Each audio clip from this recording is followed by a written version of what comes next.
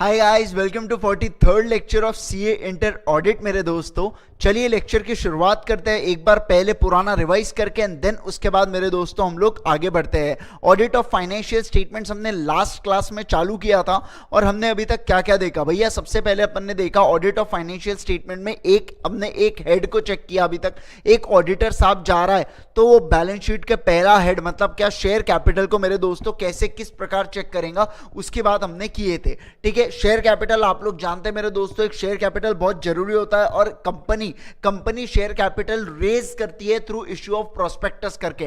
पहले prospectus issue करती है, वो प्रोस्पेक्टस से एप्लीकेशन आता है और फिर अलॉटमेंट होता है। एक ऑडिटर को चेक करना पड़ता है कि ये दोनों चीजें मतलब एप्लीकेशन एंड अलॉटमेंट प्रॉपर हुआ है कि नहीं हुआ मेरे दोस्तों। फिर हमने देखा था ईसीबीडी भैया कौन से असर्शंस लगेंगे, एग्जिस्टेंस लगेगा, वैल्यूएशन लगेगा, कंप्लीटनेस लगेगा मेरे दोस्तों और आखिरी में डिस्क्लोजर भी लगता है। फिर हमने देखा था ऑडिट प्रोसीजर, किस वे से ऑडिटर चेक करेगा शेयर कैपिटल को। सबसे पहले वो ओपनिंग और क्लोजिंग को मेरे दोस्तों टैली करके देखेंगे भैया बराबर मैच हो रहे हैं क्या। जो चेंजेस के हिसाब से ओपनिंग लिया प्लस उसमें चेंजेस इनकॉर्पोरेट किया इस साल के, तो भैया क्लोजिंग तक पहुंच रहे हैं कि नहीं पहुंच रहे वो देखेगा। फिर दूसरा मेरे दोस्तों, अगर हो सकता है चेंज हो सकता है चेंज नहीं हो। अगर चेंज नहीं हुआ मेरे यारो तो वो सिचुएशन में कंपनी सेक्रेटरी से अपने को क्या क्या लेना है, कंपनी सेक्रेटरी से अपने को रिटर्न कंफर्मेशन ले लेना है। लेकिन अगर चेंज हुआ है मेरे दोस्तों तो क्या वो ऑथराइज कैपिटल के लिमिट में है क्या, वो चीज चेक कर लेना। देन उसके बाद मेरे यारो अगर इंक्रीज हुआ है तो क्या प्रॉपर रेजोल्यूशन पास हुआ है क्या। देन उसके बाद फॉर्म्स के बारे में बात करेंगे, एक जो एमसीए को भेजेंगे for increase of share capital और दूसरा proper stamp duty and fees पे किए कि नहीं किए मेरे दोस्तों, वो चेक कर लेंगे। फिर शेयर इशू में भी शेयर्स प्रीमियम पे भी इशू हो सकते हैं लेकिन डिस्काउंट पे इशू हो सकते हैं क्या, डिस्काउंट पे इशू नहीं हो सकते एक्सेप्ट स्वेट इक्विटी शेयर्स मेरे दोस्तों। जब शेयर्स प्रीमियम पे इशू होते हैं तो उसको एक सेपरेट अकाउंट मतलब कौन सा, शेयर प्रीमियम अकाउंट में मेरे दोस्तों आपको जमा करना पड़ता है और वो रिस्ट्रिक्टेड नेचर का रिजर्व बनता है। नेक्स्ट आज हम लोग रिजर्व्स एंड सरप्लस में वही पढ़ने वाले और रिस्ट्रिक्टेड नेचर का रिजर्व बनता है जो केवल कुछ ही चीजों में मेरे दोस्तों यूज कर सकते हैं। आप लोग जानते हैं एमसीक्यू में पूछ भी सकते हैं आपसे कौन से इसमें यूज कर सकते हैं करके। ठीक है मेरे दोस्तों, चलिए नेक्स्ट आगे बढ़ता हूं मैं। उसके बाद हमने मेरे यारों क्या देखा था कि भैया आप लोग वैसे तो नहीं कर सकते लेकिन स्वेट इक्विटी शेयर से तो आप कर सकते हो। सबसे पहले आपको एसआर लगेगा, देन उसके बाद आपको सब चीजें डालना पड़ेगा भैया कितने शेयर्स है, क्या मार्केट वैल्यू है, क्या कंसिडरेशन है, हर चीज। और आप शेयर्स उसी बिरादरी के इशू कर सकते हो जो बिरादरी ऑलरेडी मौजूद है मेरे दोस्तों। आपके बिजनेस को चालू किए हुए कम से कम मेरे दोस्तों 1 साल हो जाना चाहिए। उसके बाद मेरे दोस्तों रूल्स एंड रेगुलेशन प्रॉपर्ली होना चाहिए। लिस्टेड है तो स्टॉक एक्सचेंज के रूल्स एंड रेगुलेशंस लगते हैं भैया, उसको प्रॉपर्ली आपको देखना होगा। और अदर प्रोविजन जो कंपनीज एक्ट के लगते हैं आपको वो प्रोविजंस को भी मेरे दोस्तों क्या करना होगा, कंप्लाई करना होगा। फिर हमने रिडक्शन ऑफ कैपिटल देखा था, इसके लिए भी एसआर पास होता है। एओए में परमिशन है क्या, अगर नहीं है तो एओए को अमेंड कर देना एसआर पास करवा के मेरे दोस्तों। फिर ट्रिब्यूनल से परमिशन लिए क्या, ट्रिब्यूनल से परमिशन लिया मेरे दोस्तों तो उसके बाद आपको अकाउंटिंग एंट्रीज प्रॉपर्ली वाउच किए कि नहीं किए। उसके बाद रीवैल्यूएशन ऑफ असेट हुआ होगा तो वो भी चेक कर लेना मेरे दोस्तों। आप इंटरनल रिकंस्ट्रक्शन पढ़ते हो वैसे तो आपको पता है रीवैल्यूएशन ऑफ असेट होता है तो आप किस प्रकार से करते हो। आपको ये भी चेक करना है कि एंड रिड्यूस्ड करके वर्ड लिखा है क्या, अब शेयर कैपिटल जो नया फॉर्म हुआ है उसके अंदर मेरे दोस्तों, बस उतनी चीजें आपको चेक करना है। और नीचे बहुत ही सिंपल था, इशूड एंड सब्सक्राइब कैपिटल को भैया किस हिसाब से चेक करो, ओपनिंग ले लो फिर उसमें राइट्स बोनस या कुछ हुआ है तो वो सारे चेंजेस लेके मेरे दोस्तों क्लोजिंग से बराबर मैच हो रहा है कि नहीं हो रहा है। फिर जो भी रिस्ट्रिक्टेड आपने जो भी रिस्ट्रिक्शंस रखे थे शेयर्स पे एज पर टू डिविडेंड या एज पर टू रीपेमेंट, उसको इस बार कहीं कंप्लाई करने की तो जरूरत नहीं है। वो सब चीज़ों के बारे में हमको देखना होगा मेरे दोस्तों। बस इतनी चीज़ें यहाँ पे इन्होंने हमने अभी तक पढ़ा है, बाकी हमने कुछ भी मेरे दोस्तों इसके एक्सेस हमने नहीं पढ़ा है दोस्तों। चलिए आगे बढ़े क्या हम लोग, आगे बढ़े दोस्तों रिजर्व्स एंड सरप्लस पे।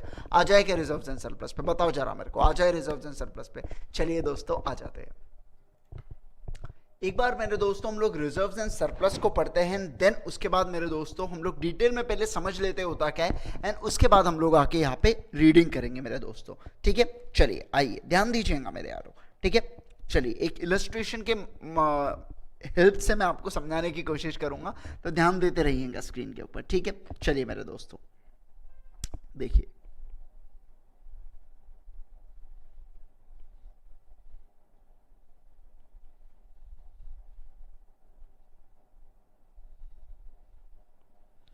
रिजर्व्स एंड सरप्लस हम लोग मेरे दोस्तों पढ़ने जा रहे हैं अभी। ठीक है, ध्यान दीजिए। देखिए बच्चों, आपका जो trading and profit and loss account निकलता है ना मेरे दोस्तों, trading and profit and loss account से आपको मेरे दोस्तों प्रॉफिट बिफोर टैक्स मिल जाता है। मान लीजिए हमारा प्रॉफिट बिफोर टैक्स कितना है, मैं आपको बताऊं क्या। हमारा प्रॉफिट बिफोर टैक्स है मेरे दोस्तों, हमारा प्रॉफिट बिफोर टैक्स है, हाँ, 2857, राउंड ऑफ में 2857 करके हमारा 2857 करोड़, 2857 करोड़ करके मेरे दोस्तों हमारा क्या है, प्रॉफिट बिफोर टैक्स है।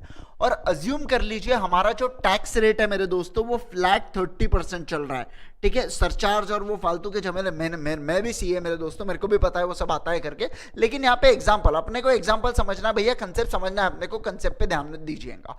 30% का मैं टैक्स रेट लगाता हूँ मेरे दोस्तों, 857 इससे गायब कर देता हूँ और यहाँ पे 2000 करोड़ रुपए मेरे दोस्तों बचते हैं। और आपको पता है मैंने 2000 रुपए कमाया हूं, लेकिन मैंने 2000 करोड़ रुपए कमाए हो मेरे दोस्तों, लेकिन ये कमाई मेरे अकेले की नहीं है मेरे दोस्तों। मेरे कंपनी के अंदर जितने भी नंबर ऑफ शेयर होल्डर्स हैं, नंबर ऑफ शेयर होल्डर्स है मेरे दोस्तों, ये कमाई उन सब लोगों की है। और वो कितने हैं आपको पता है मेरे दोस्तों, 2 करोड़ शेयर होल्डर्स है। वो कितने हैं, 2 करोड़ का शेयर होल्डर्स बेस है मेरे दोस्तों।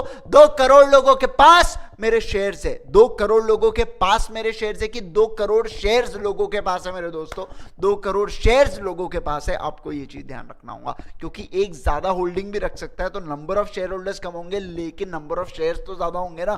तो 2 करोड़ मेरे दोस्तों नंबर ऑफ शेयर्स है हमारे। कितने नंबर ऑफ शेयर्स, ध्यान रखो यहाँ पे, ये नंबर ऑफ शेयर्स पकड़ो इसको, नंबर ऑफ शेयर्स, ठीक है, 2 करोड़।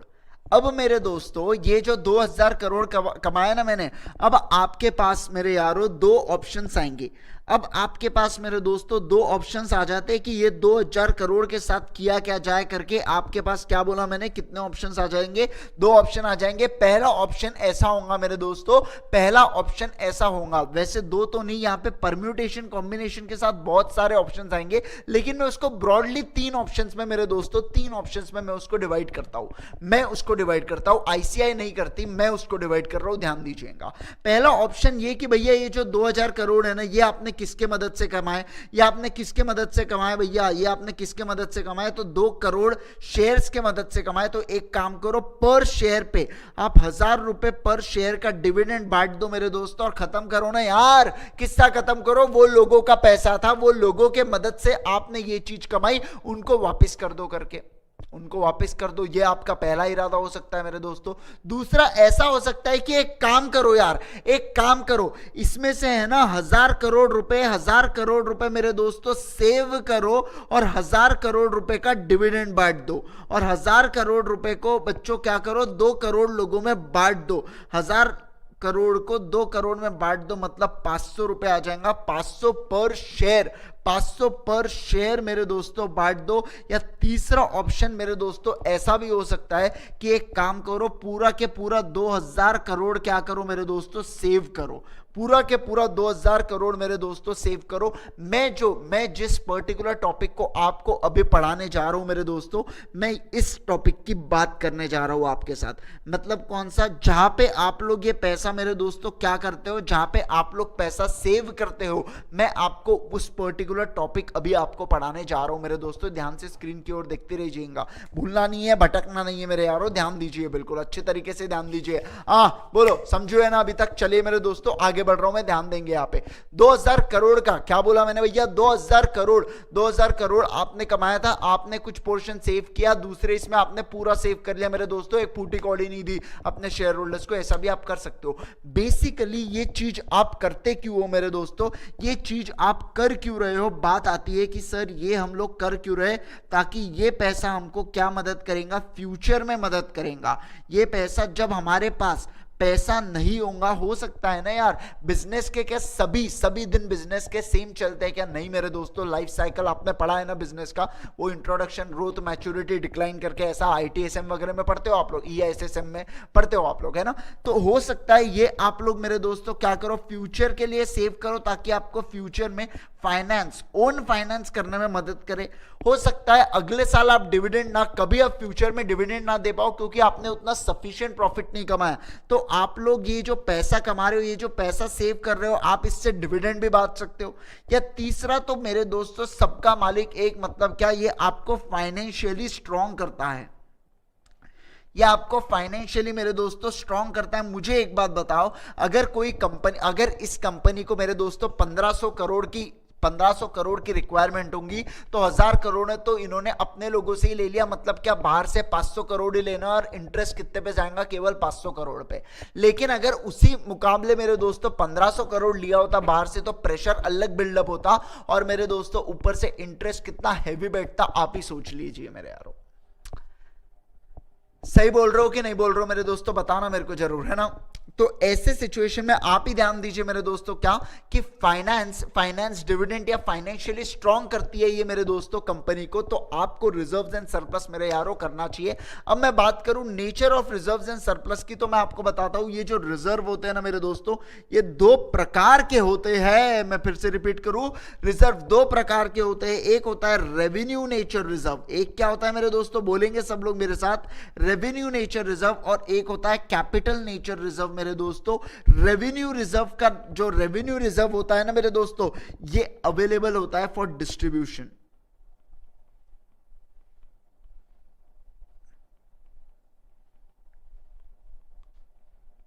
To share holders.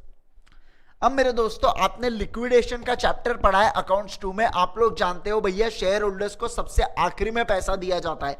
अगर कोई मेरे दोस्तों रेवेन्यू नेचर का रिजर्व है जो हम लोग रखते हैं, और हम लोग बोल रहे हैं available for distributed to shareholders, मतलब क्या, सबसे लोअर कैटेगरी वालों के लिए भी ये अवेलेबल है, मतलब क्या, उसके ऊपर वाले तो डीम्ड अवेलेबल है मेरे दोस्तों, उसके ऊपर वाले तो डीम्ड अवेलेबल है। तो ऐसे सिचुएशन में फ्री नेचर का रिजर्व है, आप इसको भयंकर तरीके से यूज कर सकते हो मेरे दोस्तों। क्या बोला मैंने, आप इसको भयंकर तरीके से मेरे दोस्तों इसका इस्तेमाल कर सकते हो, इसके ऊपर कोई रोक टोक नहीं है। लेकिन कैपिटल रिजर्व जो होते हैं मेरे दोस्तों, इस पे रोक टोक है। एग्जांपल आप जानते हो, हमने पिछले क्लास में पढ़ा था सिक्योरिटी प्रीमियम रिजर्व करके मेरे दोस्तों, जो हमने पढ़ा था सिक्योरिटी प्रीमियम अकाउंट करके, बस वही मेरे दोस्तों उस चीज का पार्ट है। मतलब क्या, रिस्ट्रिक्टेड नेचर है, कुछ बोल के रखा है भैया, उसी चीज के लिए आप इसको यूज कर सकते हो, उसके अलावा आप इसको यूज नहीं कर सकते मेरे दोस्तों, ठीक है। अब मेरे यारों, ऑडिटर चेक कैसे करेंगे इस चीज को। अब ऑडिटर मेरे दोस्तों चेक कैसे करेंगे इस चीज को, तो ऑडिटर को कुछ करना ही नहीं है मेरे दोस्तों, और ऑडिटर को कुछ करना ही नहीं है। ऑडिटर सबसे पहले क्या करेगा मेरे दोस्तों, ट्रेस करेगा। सबसे पहले क्या करेगा, ट्रेस करेगा। क्या ट्रेस करेगा भैया, ओपनिंग बैलेंस क्या था रिजर्व्स एंड सरप्लस का, रिजर्व्स एंड सरप्लस का ओपनिंग बैलेंस था, ये उसको कहां से पता चलेगा मेरे दोस्तों, प्रीवियस ईयर के बैलेंस शीट से। आप ऐसे इमेजिन करो मेरे दोस्तों, आप ऑडिट करने जा रहे हो रिजर्व्स एंड सरप्लस का, तो आप बोलोगे ना भैया शुरुआत कहां करूं, तो आप बोलोगे शुरुआत, आप पूछोगे मेरे से सर शुरुआत कहां से करें, तो मैं बोलूंगा शुरुआत से ही कर करके। मतलब क्या, ओपनिंग बैलेंस देख ले सबसे पहले भैया, सब कुछ ठीक है क्या, ट्रेस कर ओपनिंग बैलेंस को सबसे पहले। दूसरा मैं बोलूंगा भैया कोई चेंजेस तो नहीं किए ना, कोई चेंजेस हो सकता है ना, आपने ओपनिंग किया और उसमें चेंजेस किया हो, जैसे आपने AS4 पढ़ा है मेरे दोस्तों, adjusting and non adjusting events के बारे में आप लोगों ने मेरे दोस्तों पढ़ लिया होगा, है ना। तो वो सिचुएशन में क्या होता है, जो एडजस्टिंग इवेंट्स होते हैं at the date of balance sheet, आप उसको एडजस्ट करते हो रिजर्व्स एंड सरप्लस के में, क्योंकि अल्टीमेटली पिछले साल का प्रॉफिट कहां गया होगा, रिजर्व्स एंड सरप्लस में गया होगा। तो आप अगर कुछ चेंजेस होंगे प्रीवियस ईयर के, तो उसका इफेक्ट भी आप कहां दोगे, रिजर्व्स एंड सरप्लस में दोगे मेरे यारों। दोगे कि नहीं दोगे आप बताओ ना यार मेरे को, आप बोलते नहीं हो कुछ यार, क्या बताओ आपको, है ना। तो चेंजेस का भैया इफेक्ट देख लो, चेंजेस का इफेक्ट किससे, AS4 से, AS4 से एडजस्टिंग इवेंट्स का आप चेंजेस देते हो, नॉन एडजस्टिंग अगर इवेंट्स होंगे तो उसके आप चेंजेस नहीं दोगे, या आप AS4 में मेरे दोस्तों, AS4 रिवाइज्ड आपके लिए एप्लीकेबल हो चुका है, आप जानते हो ये सब चीजें, ठीक है। अकाउंट्स की भाषा है, मैं अकाउंट्स में ज्यादा घुसना नहीं चाहूंगा, बट स्टिल मैं आपको बता देता हूं कि 2 प्रकार के इवेंट्स होते हैं। एक देखो क्या होता है, थोड़ा हल्का सा कंसेप्ट ले जा रहा हूं, बस ध्यान दीजिएगा, बस देखो ये होता है 31/3, ठीक है। वैसे तो मेरे दोस्तों अपनी बैलेंस शीट बनती है इस डेट की यारो, लेकिन अपनी बैलेंस शीट तो यहां तक प्रिपेयर होती है ना। बैलेंस शीट बाद में प्रिपेयर होती है, क्योंकि आपको पता है ऑडिट भी करते हैं तो 30 सितंबर तक सबमिट करना पड़ता है, तो उससे पहले पहले अपना बनता है। मतलब अब मेरे दोस्तों इसके दरमियान कुछ घटनाएं क्रम हुई होंगी, तो उसका इफेक्ट इस पे देना कि नहीं देना। अगर मेरे दोस्तों वो जो यहाँ पे जितने भी घटनाक्रम हुई है ना, अगर वो इससे रिलेटेड है, मतलब क्या वो कंडीशन 31/3 पे एग्जिस्ट करती थी, वो घटनाएं की, वो इवेंट्स की कंडीशन 31/3 पे एग्जिस्ट करती थी मेरे दोस्तों, तो आप उसको बोलोगे एडजस्टिंग इवेंट्स और आप एडजस्ट कर लोगे। लेकिन मेरे दोस्तों वो यहाँ पे एडजस्ट नहीं करती थी, वो यहाँ पे अगर नहीं करती थी एग्जिस्ट कंडीशन, तो आप उसको घटनाक्रम को एडजस्ट नहीं करोगे 31/3 में, आप चलने दोगे, आप उसको अगले साल ही मेरे यारो, आप उसको अगले साल ही लोगे अपने बैलेंस शीट में। ठीक है, तो इसको बोलते हैं adjusting and non adjusting events का कंसेप्ट। हल्का सा छोटा सा कंसेप्ट है, बहुत छोटा सा ऐसे है मेरे बच्चों, बहुत इंपॉर्टेंट ऐसे है लेकिन। ठीक है, उसके बाद मेरे दोस्तों आपको क्या करना है, आपको थोड़ा सा साइड में खिसकना है, आपको थोड़ा सा मेरे दोस्तों साइड में खिसकना है, और आपको क्या चेक करना भैया, इस साल का टोटल प्रॉफिट कितना था, इस साल का टोटल प्रॉफिट कितना था, और हमने डिविडेंड कितना डिस्ट्रीब्यूट किया, हमने डिविडेंड डिस्ट्रीब्यूट कितना किया करके। तो जो बैलेंस बचाऊंगा, अब बोलो ये कहाँ आएगा, तो ये कहाँ आएगा मेरे दोस्तों, बच्चे अपन करते नहीं कैसे, बोलो कहाँ आएगा, तो वैसे मैं आपको कर रहा हूँ। ठीक है, तो ये कहाँ आएगा मेरे दोस्तों, ये आएगा रिजर्व्स एंड सरप्लस में। तो आपको वो चेक करना भैया टोटल प्रॉफिट कितना और उसमें से डिविडेंड डिस्ट्रीब्यूट कितना किया, और जो बैलेंस बचा वो बराबर रिजर्व्स एंड सरप्लस में आयु कि नहीं हुए मेरे दोस्तों, मतलब क्या एनी चेंजेस, इसको मैं बोलूंगा एनी चेंजेस करंट ईयर के। ठीक है, उसके बाद लास्ट में मेरे दोस्तों, लास्ट में आपको क्या चेक करना है, लास्ट में आपको मेरे दोस्तों चेक करना है क्लोजिंग वाला है। एक ऑडिटर को मेरे दोस्तों, एक पॉइंट तो हमेशा चेक करना चाहिए। मैंने जो अभी आपको AS4 के बारे में अच्छी खासी गाथाएं बताई मेरे दोस्तों, अगर क्या होता है कि इस पर्टिकुलर ईयर का डिविडेंड मेरे दोस्तों यहाँ पे होता है, इस पर्टिकुलर ईयर का डिविडेंड यहाँ पे मेरे दोस्तों क्या होता है, डिक्लेयर होता है, यहाँ पे उसको डिक्लेयर किया जाता है। तो बच्चों आपको मेरे यारों, आपको उसको यहाँ पे एडजस्ट करना है क्या, आपको 31/3 पे उसको एडजस्ट नहीं करना है। डिविडेंड जो आप डिक्लेयर बाद में करते हो मेरे दोस्तों, उसको आप एडजस्ट नहीं करोगे। आपने यहाँ पे डिविडेंड डिक्लेयर किया और उसको डिस्ट्रीब्यूट भले ही बाद में किया हो, लेकिन यहाँ पे डिक्लेयर कर दिया मेरे दोस्तों, तो ऐसे सिचुएशन में आप उसको एडजस्ट कर सकते हैं। वैसे मैं जानता हूं कि एक टाइम लिमिट स्पेसिफाइड है, डिक्लेयर करने से डिस्ट्रीब्यूट करने के बीच में एक टाइम लिमिट स्पेसिफाइड है, बट स्टिल आपने 29 मार्च को किया मेरे दोस्तों, तो ऐसे सिचुएशन में वो प्रीवियस ईयर में आ जाएगा बराबर, आप उसको ले लीजिएगा। लेकिन आप उसको मेरे यारों क्या करते हो, 1 अप्रैल को डिविडेंड डिक्लेयर एंड डिस्ट्रीब्यूट कर रहे हो, डिक्लेयर भी 1 अप्रैल या उसके बाद किया, या उसके बाद ही मेरे दोस्तों डिस्ट्रीब्यूट किया, तो ऐसा नहीं चल से। आपको ऐसे सिचुएशन को एडजस्ट नहीं करना है 31/3 के बैलेंस शीट में। ऑडिटर को ये चीज को ध्यान में रखना होगा मेरे दोस्तों, क्योंकि एक स्पेशल पॉइंट है, ये चीज आपको एग्जाम में लिखना भूलना नहीं है, बहुत इंपॉर्टेंट पॉइंट है मेरे दोस्तों, मार्क करके रख दीजिएगा। ठीक है, चलिए आइए मेरे दोस्तों एक बार पढ़ ले क्या अपन लोग, एक बार अपन एक काम करते हैं, फटाफट मेरे दोस्तों पूरा अपना बुक घुमा लेते हैं, जो बुक में दिया है, जो अपने इंस्टीट्यूट ने मॉड्यूल में दिया है बेसिकली। ठीक है, एंड उसके बाद हम लोग आगे बढ़ते हैं दोस्तों।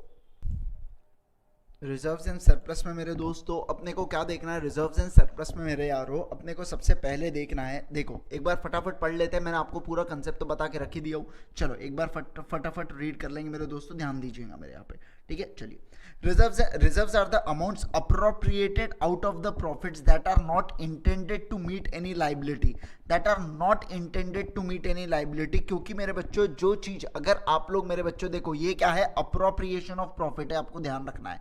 ठीक है, अगर यहाँ पे मेरे बच्चों चार्ज अगेंस्ट प्रॉफिट बोला होता तो ये मेरे दोस्तों डिडक्ट होते पीबीटी के पहले, लेकिन ये कब हो रहे, पीबीटी के बाद deduct, PAT profit after tax होता है ना मेरे दोस्तों, उसके बाद ये डिवीजन हो रहा है। मतलब क्या, ये ऑलरेडी टैक्सेबल हो चुके हैं, लेकिन जैसे इंटरेस्ट होता है अपना डिबेंचर्स का, वो क्या होता है, चार्ज अगेंस्ट प्रॉफिट होता है। वैसे ही आप कोई प्रोविजन क्रिएट करते हो, बैड एंड डाउटफुल डेब्ट्स का आपने प्रोविजन क्रिएट किया, it is charge against profits. लेकिन रिजर्व्स क्या है, हमारे रिजर्व्स है मेरे दोस्तों अप्रोप्रिएशन आउट ऑफ प्रॉफिट्स, ये चीज ध्यान में रखना है आपको। ठीक है, चार्ज अगेंस्ट नहीं है, ये क्या है मेरे दोस्तों, appropriation, that are not intended to meet any liability contingency contingencies, commitment or diminution in the value of assets known to exist at the date of the balance sheet. मतलब क्या ये किसी के लिए स्पेसिफिकली हम अलग नहीं कर रहे, एक नॉर्मली ताकि हम लोग खुद मजबूत हो जाए मेरे दोस्तों, उसके लिए हम लोग इसको अलग कर रहे हैं. मतलब क्या मेरे दोस्तों, जैसे देखो आप लोग एक्सरसाइज दो कारण के कर सकते हो. एक तो आप लोग बीमार हो इसलिए आप एक्सरसाइज कर रहे हो मेरे दोस्तों, तो वो आपकी मजबूरी है. लेकिन आप खुद सिर्फ आपको फिट रहना है मेरे दोस्तों और आप एक्सरसाइज कर रहे हो, तो वो होता है आपका रिजर्व्स एंड सरप्लस. ये आपको बाद में काम आने वाला है, आप कोई स्पेसिफिक चीज के लिए नहीं कर रहे हो. चलो ठीक है, नेक्स्ट. उसके बाद reserves represent the amounts appropriated out of the profits held for the purpose of distribution of, मेरे दोस्तों पर्पस क्या है ध्यान देंगे, distribution of dividend, financing for the expansion of the company and strengthening the company. क्या ये तीनों चीजें हमने देखा था हमारे चार्ट में, एग्जैक्टली देखा था सर. नेक्स्ट उसके बाद the reserves can be segregated as a revenue and capital reserves. ये भी मैंने आपको बताया. Revenue reserves represent the profit that are available for the distribution for the shareholders और below for purpose such as, मेरे दोस्तों example दिया है कौन से, तो आप लोग इसकी मजे ले लीजिएगा ये एग्जांपल्स के पढ़ के. ठीक है, नेक्स्ट उसके बाद capital reserve represent a reserve which does not include any amount regarded as a free. Any amount does not include any amount regarded as free. मतलब क्या है, रिस्ट्रिक्टेड नेचर के रिजर्व है. फिर से मैं बोलना है ना मेरे को, मैं क्या बोला भैया, कौन से बोलना है अपने को. Revenue reserve, capital reserve. Revenue reserve जो होते हैं ना मेरे दोस्तों, डिस्ट्रीब्यूटेबल होता है. कोई भी आ जाओ, कोई भी लेके चला. लेकिन जो कैपिटल रिजर्व होते हैं ना, ये डिस्ट्रीब्यूटेबल नहीं होते मेरे दोस्तों. ये केवल कुछ ही चीजों के लिए हम लोग यूज कर सकते हैं. एग्जाम्पल आप लोग जानते हो, सिक्योरिटी प्रीमियम का एग्जाम्पल लूंगा. It may be noted that if a company appropriates a revenue profit for being credited to the asset replacement reserve with the objective that these are to be used for the capital purpose, such reserve shall also be nature of capital reserve. मेरे दोस्तों आप लोग एक annuity वाला मेरे दोस्तों depreciation का concept पढ़ते थे, जिसमें आप लोग क्या, जितना डेप्रिसिएशन लगता था उतना प्रॉफिट एंड लॉस में डेबिट करके एक रिजर्व क्रिएट करते थे, ताकि कल चल के जब अपना असेट रिटायर्ड होगा तो हम वो पैसों का प्रयोग करेंगे करके वो पर्टिकुलर असेट खरीदने में. याद आ रहा है कि था ना. तो वैसे सिचुएशन में मेरे दोस्तों वो जो बनता था ना, वो कैपिटल नेचर का रिजर्व पड़ता था. आप लोगों ने इस फाउंडेशन वगैरह में पढ़ा होना चाहिए मेरे दोस्तों, मुझे ध्यान था जब मैं सीपीटी में था तो ये चीज थी हमको, तो मतलब अब आपका फाउंडेशन है. ठीक है, नेक्स्ट उसके बाद a capital reserve generally can be utilised for return down of a fictitious assets and losses. We know that security premium हम लोग मेरे दोस्तों वो पुराने जो लॉसेस होते हैं वो चीजों के लिए हम लोग उड़ा सकते हैं, बोनस शेयर्स के लिए उड़ा सकते हैं, कई चीजों के लिए मेरे दोस्तों उड़ा सकते हैं ये चीज को. ठीक है, नेक्स्ट उसके बाद बट नो बट शट मेरे दोस्तों. हाँ ठीक है, क्या है यहाँ पे, but the amount of the security premium और the capital redemption reserve can be utilised only for the purpose specified for section 52 and 55 of the act respectively. Obvious सी बात है, कंपनीज एक्ट ने आपको मेरे दोस्तों बता चुके हैं कि ये पर्टिकुलर नेचर के रिजर्व आप कहाँ पे इसका इस्तेमाल कर सकते हो, कहाँ पे प्रयोग कर सकते हो. आप केवल वहीं पे कर सकते हो मेरे दोस्तों, ऐसे किसी भी उठे सुठे आप लोग नहीं कर सकते. नेक्स्ट उसके बाद ब्रीफ डिस्क्रिप्शन में मेरे दोस्तों कुछ नहीं, असर्शंस की बात की, सेम असर्शंस है जो ऊपर थे. ECVD मतलब क्या, एग्जिस्टेंस है, कंप्लीटनेस है, वैल्यूएशन है और डिस्क्लोजर है. बोलो सब लोग मेरे साथ, सब लोग बोलेंगे क्या, एग्जिस्टेंस है, बोलो सब लोग, एग्जिस्टेंस है, कंप्लीटनेस है, वैल्यूएशन है, डिस्क्लोजर है. एग्जिस्टेंस है, कंप्लीटनेस है, यहाँ पे लिख कर रखना पड़ेगा आपको, कंप्लीटनेस,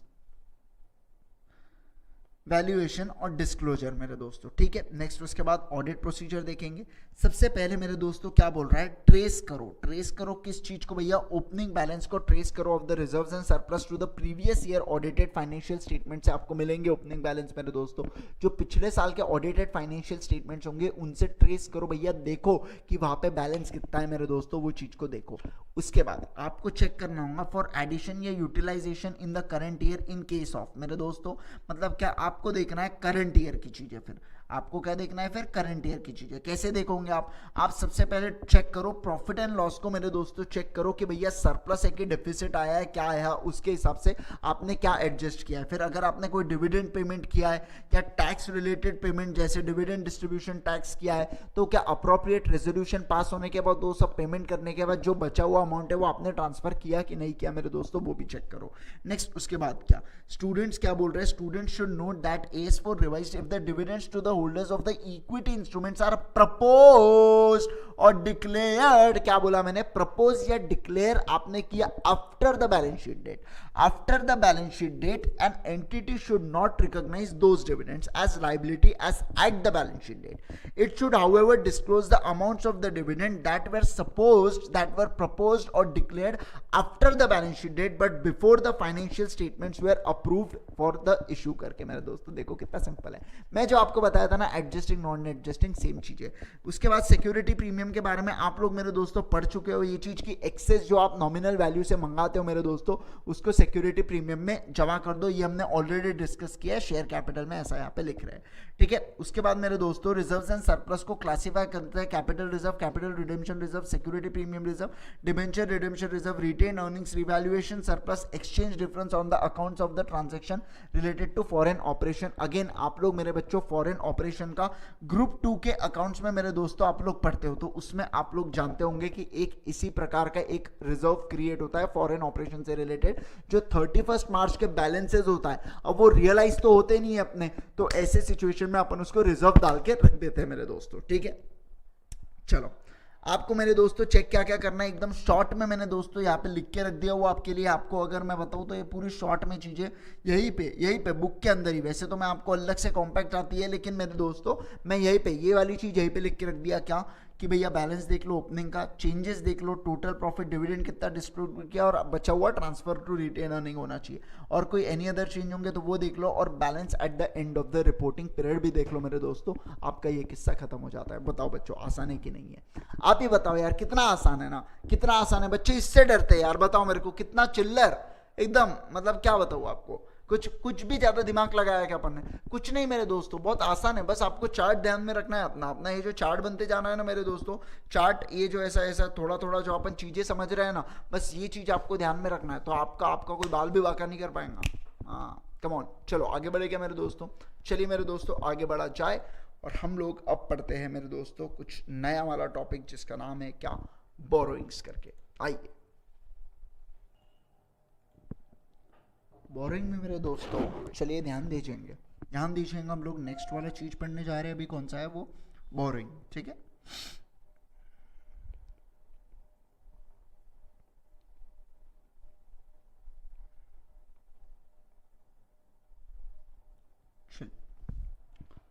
ध्यान दीजिए दोस्तों. देखो दोस्तों आप लोग जानते हो कि किसी भी बिजनेस को चलाने के लिए मेरे दोस्तों अपने को विटामिन एम लगता है ना. विटामिन एम लगता है अपने को, जिसको हम लोग क्या बोलते हैं मेरे दोस्तों? पैसा लगता है मेरे दोस्तों, है ना. पूरा पैसा लगता है भैया, विटामिन एम लगता है कोई भी बिजनेस को रन करने के लिए मेरे दोस्तों. अब पैसा मेरे दोस्तों हो सकता है ना कि बिजनेस में लगने वाला पैसा, जितना भी बिजनेस में पैसा लग रहा है मेरे दोस्तों, ये जो पैसा है ये ओनर्स दे, मतलब अपने लोग दे मेरे दोस्तों, ओनर्स दे. हो सकता है, लेकिन जरूरी थोड़ी है कि हर बार ओनर्स ही पैसा देंगे करके. अरे भैया उतनी आपके मार्केट में उतना आपका नाम होना चाहिए, तब जाके लोग आपके शेयर्स खरीदेंगे, तब हम लोग बोलेंगे कि अपने को ओनर्स ने पैसा दिया है करके, मतलब ओनर्स फंड. इसको मैं दोस्तों ओनर्स फंड बोलेंगे हम लोग, जो बेसिकली आपका शेयर कैपिटल होता है मेरे दोस्तों, उस चीज को बोला जाता है. और दूसरा क्या होता है? दूसरा मेरे दोस्तों होता है बोरोइंग्स करके. दूसरा क्या होता है? बोरोइंग्स करके, मतलब मेरे दोस्तों लोन फंड्स भी इसको प्यार से मेरे दोस्तों बोलते हैं. इसको बोरोअर फंड्स भी मेरे दोस्तों प्यार से बोलते हैं, है ना. ध्यान दीजिएगा सब लोग. अभी जो हम लोग बात करने जा रहे हैं ना मेरे दोस्तों, वो ये पर्टिकुलर टॉपिक की अभी हम लोग चर्चा करने जा रहे हैं मेरे दोस्तों, कि बोरोइंग्स मतलब क्या होता है. अब आपको समझ गया ना, पैसा लगता है. एक पैसा मेरे दोस्तों अपने लोग दे सकते हैं, और दूसरा कोई बाहर वाले लोग दे सकते हैं. जो बाहर वाले से हमने पैसा लिया उसको हम लोग बोलते हैं बोरोइंग्स. बोरोइंग्स पे आप अच्छी तरीके से जानते हैं बच्चों, आपको मेरे यारों क्या करना पड़ता है? टाइमली मेरे बच्चों इसका रीपेमेंट करना पड़ता है, इस चीज का रीपेमेंट करना पड़ता है. और इस पे आपको मेरे बच्चों कॉस्ट बैठता है, जो चार्ज अगेंस्ट प्रॉफिट होता है, जिसका नाम मेरे दोस्तों क्या होता है? इंटरेस्ट होता है. जिसको हम लोग क्या बोलते हैं? इंटरेस्ट होता है. It's just as good as taking मेरे दोस्तों, it's just as good as taking loan from a bank यारो. मान लीजिए अपन बैंक से जब लोन लेते हैं मेरे दोस्तों, अपन ने बैंक से लोन लेते हैं मेरे दोस्तों, तो अपन बैंक को क्या देखते हैं, एक तो रीपेमेंट करते हैं मेरे दोस्तों प्रिंसिपल अमाउंट का। अपन रीपेमेंट किस चीज का करते हैं, प्रिंसिपल अमाउंट का। और दूसरा अपन करते हैं रीपेमेंट इंटरेस्ट का मेरे बच्चों, वो पैसे का आप यूज कर रहे हो, टाइम वैल्यू ऑफ मनी होता है मेरे दोस्तों। आज का 1 रुपया कल उसकी वैल्यू गिर जाएंगी मेरे दोस्तों, ये आप भी जानते हो, मैं भी जानता हूं। जो चीज आज 10 रुपए की मिल रही है, जरूरी नहीं है वही चीज कल चल के 10 रुपए की मिले मेरे दोस्तों। और सामने वाले ने आपका पैसा दिया है मेरे दोस्तों, तो वो आपसे उसके बदले पैसा लेगा। और सामने वाले ने आपको टाइम दिया है मेरे दोस्तों, तो वो आपसे उसके बदले भी पैसा लेगा मेरे यारों। ये चीज आपको समझ रहा हूंगा, समझ रहा है क्या, समझ रहा है ना। चलिए दोस्तों हम लोग आगे बढ़ते हैं अभी, ठीक है। तो हमको ऑडिटर साहब को क्या देखना है मेरे दोस्तों, ऑडिटर साहब को बोरोइंग के बारे में चेक करना है मेरे दोस्तों, बोरोइंग के बारे में चेक करना है। मैं आपको एक और चीज बता दूं, इसमें एक और एग्जांपल आता है मेरे दोस्तों, डिबेंचर्स करके। डिबेंचर्स कुछ नहीं होता है, आम जनता, मैंगो पीपल से आप लोग जब लोन लेते हो मेरे दोस्तों, एक यूनिट्स बांट के तो उसको हम लोग मेरे दोस्तों डिबेंचर्स बोलते हैं। और डिबेंचर्स भी क्या होते हैं, चार्ज अगेंस्ट प्रॉफिट होता है भैया। इस पे पे करने वाला इंटरेस्ट भी क्या होता है, चार्ज अगेंस्ट प्रॉफिट होता है। मैं ऐसा बोल रहा हूं यहाँ पे, है ना। चलिए अब बात करेंगे कि सर ऑडिटर इसको कैसे चेक करेगा, आप ये बताइए सर ऑडिटर कैसे चेक करेगा भैया। सबसे पहले ऑडिटर आएगा और ऑडिटर आपके एग्रीमेंट्स को चेक करेगा मेरे दोस्तों। सबसे पहले ऑडिटर आपके एग्रीमेंट्स को चेक करेगा भैया, आपके लोन एग्रीमेंट्स को। किसको, लोन एग्रीमेंट्स को, कि भैया आपका लोन कितने अमाउंट का है, उस पर क्या सिक्योरिटी आपने दी है, कब कब उसकी ड्यू डेट है, क्या इंटरेस्ट रेट है, और वो सब चर्चाएं करेगा मेरे दोस्तों। और उसके बाद ये चेक करेगा कि जो आपने रिकॉर्ड किया है मेरे दोस्तों बुक्स ऑफ अकाउंट्स में, जो आपने रिकॉर्ड किया है बुक्स ऑफ अकाउंट्स में मेरे दोस्तों, क्या वो एज पर एग्रीमेंट है कि नहीं है मेरे दोस्तों, वो चीज को भी रिकॉर्ड करेगा, वो चीज को भी चेक करेगा मेरे दोस्तों। कौन, ऑडिटर चेक करेगा। और ऑडिटर आपको क्या लगता है, देखो भैया एग्रीमेंट पढ़ लिया और बुक्स को चेक कर लिया तो मान जाएगा कि ऑडिटर, आहा, अब ऑडिटर इसको कंफर्म करने की कोशिश करेगा, इसको कंफर्मेशन प्राप्त करने की कोशिश करेगा। और इंफॉर्मेशन कंफर्मेशन का रेलेवेंस तभी पड़ता है जब वो मेरे दोस्तों क्या हो जाए, एक्सटर्नली जब कोई चीज कंफर्म हो तो उसका मेरे यारों क्या बनता है, एक अच्छा वेटेज बनता है। आप लोग ऐसे जानते हो, ऐसे 505 इसके अंदर आता है मेरे दोस्तों। एस उसके बाद मेरे दोस्तों ऑडिटर क्या करेगा, ऑडिटर अगर आपको ऑडिटर चेक करेगा कि भैया आपका हायर परचेस वगैरह जैसे कुछ कॉन्ट्रैक्ट्स वगैरह हुए हैं क्या, हायर परचेस, लीजेस, इस प्रकार के अगर कुछ कॉन्ट्रैक्ट हुए होंगे तो वो आपके कॉन्ट्रैक्ट या मेरे दोस्तों एग्रीमेंट को भी क्या कर सकता है, चेक कर सकता है। कौन, ऑडिटर दोस्तों बिंदास चेक कर सकता है। उसके बाद मेरे दोस्तों वो चेक करेंगे कि भैया अगर आपने डिबेंचर इशू किया है तो उसका मेरे यारों वो सब चीजें चेक करेंगे कि उससे रिलेटेड क्या कॉन्ट्रैक्ट्स था, आपने क्या देने का, कितना इंटरेस्ट देने का वादा किया है, क्या है उसके रिडेम्पशन टर्म्स कैसे है मेरे दोस्तों, वो सब चीजों का मेरे यारों कौन देखेगा, वो सब चीजों के बारे में देखेगा हमारा ऑडिटर मेरे यारों। उसके बाद आखिरी में वो देखेगा कि भैया जो भी डेब्ट था और वो क्या प्रॉपरली डिस्चार्ज हो गया है क्या। और देखो भैया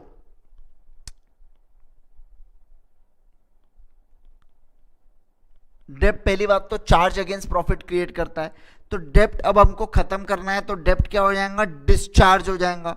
डेप्ट क्या हो जाएगा, डिस्चार्ज हो जाएगा। तो डिस्चार्ज होने के बाद जो अप्रोप्रिएट असेट को आपने गिरवी रखा था ये डेप्ट के लिए मेरे दोस्तों, वो असेट डिस्चार्ज आपको कराना होगा। क्या बोला मैंने भैया, देखो आपने डेप्ट लिया था, आपने क्या लिया मेरे दोस्तों, पैसा लिया। अब इस पैसे के लिए मैं क्या बोलता हूं, एक काम करो, ये जो मेरी बॉटल है ना आप ये रख लो, अगर मैं ये पैसा नहीं दे पाया तो बॉटल बेच के पैसा वसूल लेना करके मैं ऐसा बोल रहा हूं मेरे दोस्तों।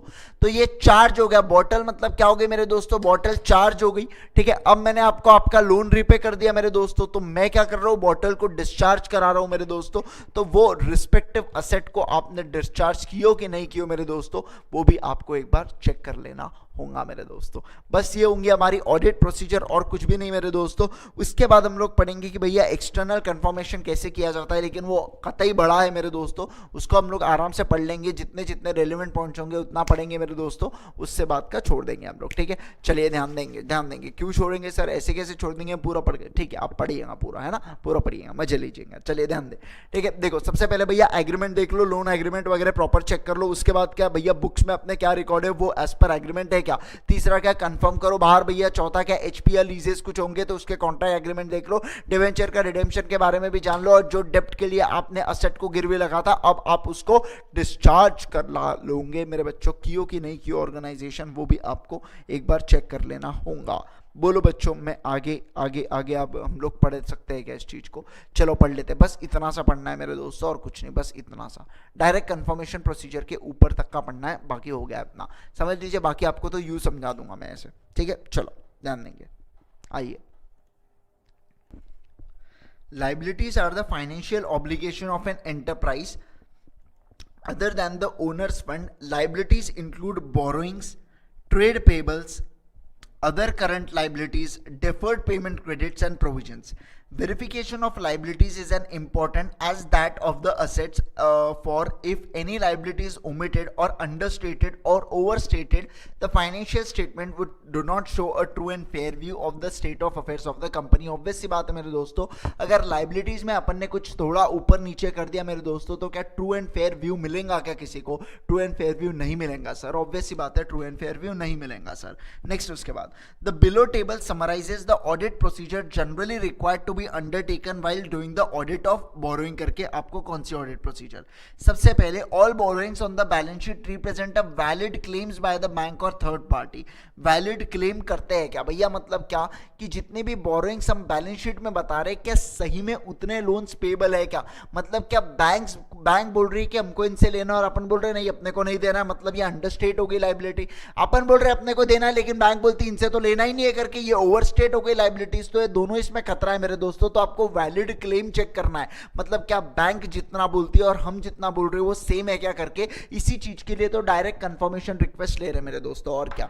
नेक्स्ट उसके बाद, that borrowings have been accounted in the books of accounts of the company on timely basis, the liability is recorded at a correct amount, that the borrowing have been presented, classified and disclosed in the financial statements in accordance with the applicable financial reporting framework, that is companies act and the applicable gap मेरे दोस्तों, मतलब क्या properly presented, classified and disclosed है कि नहीं है मेरे दोस्तों, वो भी अपने को चीजें चेक कर लेना होगा। सबसे पहले भैया वैलिड क्लेम है क्या, दूसरा टाइमली बेसिस पे प्रॉपर अकाउंट हुआ है क्या, कंप्लीटनेस होना चाहिए, रिकॉर्ड पूरा होना चाहिए मेरे दोस्तों, उसके बाद क्या रिकॉर्डेड पूरा करेक्ट अमाउंट पे होना चाहिए, मतलब क्या अप्रोप्रिएट करेक्ट अमाउंट होना चाहिए मेरे दोस्तों, और आखिरी में क्या प्रेजेंटेड, डिस्क्लोज्ड और क्या होना चाहिए, क्लासिफाइड होना चाहिए मेरे दोस्तों। नेक्स्ट उसके बाद ध्यान देंगे, ध्यान दो इधर, चले आगे बढ़ेगा, ओए ध्यान है क्या, चलो मेरे दोस्तों। ऑडिट प्रोसीजर, सबसे पहले आप लोग देखो भैया बोर्ड मीटिंग्स, क्या बोला, बोर्ड मीटिंग्स के review board meetings for the approval of new lending agreements मेरे दोस्तों। During the review ensure that new loan agreements or the bond issuance were authorized, ensure that significant debt commitments were approved by the board of directors। मतलब क्या भैया, जो भी आप lending agreement check कर रहे हो भैया, वो लेंडिंग एग्रीमेंट करने से पहले बोर्ड ने इस चीज को बोर्ड मिनट में डिस्कस किया था। बोर्ड मेरे दोस्तों, क्या बोला मैंने, बोर्ड मीटिंग में आपको क्या करना है, बोर्ड मिनट्स में इसके बारे में दिया है क्या, बोर्ड मिनट्स में दिया है, मतलब क्या बोर्ड मीटिंग में वही चीज हुई होंगी इसलिए बोर्ड मिनट्स में आया होगा, तो भैया बोर्ड मीटिंग में ये रिस्पेक्टिव एग्रीमेंट्स के बारे में चर्चा हुआ है क्या, वो एक बार देख लो। दूसरा क्या, आपको मेरे दोस्तों agree the details of the loan recorded, मतलब क्या बोर्ड मीटिंग में जो चीज हमने डिस्कस किया भैया वही इसका लोन एग्रीमेंट बना है क्या, ऐसा नहीं कि कुछ बलता ही निकल गया करके। उसके बाद मेरे दोस्तों आपको ये भी चेक करना होगा कि जो भी है बोरोइंग लिमिट्स वगैरह ये within have not been exceeded, मतलब जितना अपने को लोन लेना था उससे ज्यादा तो नहीं है, या जो बोर्ड मीटिंग में अपना डिस्कस हुआ था कि भैया ये लिमिट तक लोन लेंगे करके, कि उसके ऊपर तो लोन नहीं ले लिया, ये सब चीजें मेरे दोस्तों चेक करना होगा। उसके बाद एक बैलेंस कंफर्मेशन आपको कंफर्मेशन करना होगा मेरे दोस्तों। फिर बाकी लीजेस और हायर परचेस के मेरे दोस्तों कॉन्ट्रैक्ट्स और एग्रीमेंट्स देखो। फिर जो भी trust deeds for the terms and dates of the redemption, borrowing restriction and compliance with the covenants. Covenants मतलब कौन होते हैं मेरे दोस्तों, जो बैंक्स आपको पैसा दे रही है मेरे दोस्तों, जो लेंडर होते हैं उसको कन्वेनेंट्स बोलते हैं, तो उनके जो भी टर्म्स एंड कंडीशंस होंगे अपने रिस्पेक्टिव डीड के भैया उससे अपन एग्री करते हैं क्या, या उसको अपन कॉन्ट्राडिक्ट तो नहीं कर रहे, वो सब चीजें देख लो। व्हेन डेब्ट is retarded ensured discharge of an asset is done, आपने डिस्चार्ज ऑफ असेट किया है क्या भैया, वो आपको चेक कर लेना होगा एक बार जब आप डेब्ट को सेटल कर दो मेरे दोस्तों। उसके बाद फिर क्या, obtain a schedule of a long term and of a short term and long term borrowing including debts outstanding at the end of the previous year as well as the new डेब्ट और the new renewal of amount showing the beginning and the ending balances and the borrowing taken and repaid during the year and perform the following। आपको सबसे पहले schedule obtain करनी है short term and long term का। अगर आप कोई borrowing लेते हो मेरे दोस्तों और वो बोरोइंग का कुछ पार्ट मेरे दोस्तों आप अगले 12 महीनों के अंदर अंदर सेटल करोगे तो वो आपका शॉर्ट टर्म में आएगा। 12 महीनों के ऊपर वो एक्सीड कर रहा है मेरे दोस्तों तो वो क्या कहाँ चले जाता है, वो लॉन्ग टर्म में चले जाता है ना। तो आपको हमेशा लोन को मेरे दोस्तों क्लासीफाई करते हुए चलना है और उस हिसाब से आप लोग क्या करोगे, उस चीज को रिप्रेजेंट करते जाओगे अपने कहाँ पे मेरे दोस्तों, फाइनेंशियल स्टेटमेंट में। उस हिसाब से मेरे दोस्तों आप लोग क्या करते जाओगे, रिप्रेजेंट करते जाओगे। ठीक है, नेक्स्ट उसके बाद ध्यान देंगे सब लोग। कंसिडर एनी एविडेंस, कोई भी any evidence of an additional डेब्ट obtain through examination of the minutes book of the board meeting. भैया मिनट्स को आइडेंटिफाई करके देख लो कौन से है करके। दूसरा क्या, ट्रेस कर लो closing balances as per the schedules to the general ledger. जो आप जनरल लेजर बनाते हो रिस्पेक्टिव अकाउंट का, लोन अकाउंट का, उससे मेरे दोस्तों क्लोजिंग बैलेंस देखो और वो क्लोजिंग बैलेंस प्रॉपरली मैच हो रहा है क्या बैलेंस शीट से, वो भी चीजें मेरे दोस्तों बोरोइंग्स के बैलेंस शीट के बोरोइंग्स में जो लिखा है, लायबिलिटी साइड में जो बोरोइंग्स में लिखा है मेरे दोस्तों, प्रॉपरली मैच हो रहा है कि नहीं हो रहा है, वो चीजें भी मेरे दोस्तों एक बार देख लियो।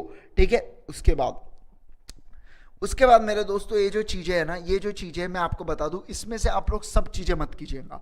देखो direct confirmation request, direct confirmation का प्रोसीजर बताया इन्होंने, तो ध्यान दीजिए मेरे दोस्तों, आप इतना पढ़ के कोई तथ्य की बात नहीं है, इसमें आपको लिखना केवल उतना ही है जो मैक्सिमम आपके लिए क्वेश्चन पूछे जाते हैं ना, मैक्स टू मैक्स मेरे दोस्तों आपको कितने 8 पॉइंट्स आने चाहिए। 8 पॉइंट्स के ऊपर आप लर्न करके कोई मतलब ही नहीं है, क्योंकि 8 मार्क के ऊपर तो कितने भी बुरे से बुरे हालत में मेरे दोस्तों नहीं पूछने वाले, और वैसे ही नहीं पूछते, न्यू कोर्स में तो वैसे ही नहीं है यार, जाने दो, न्यू कोर्स की तो बात ही अलग है अपना, है ना।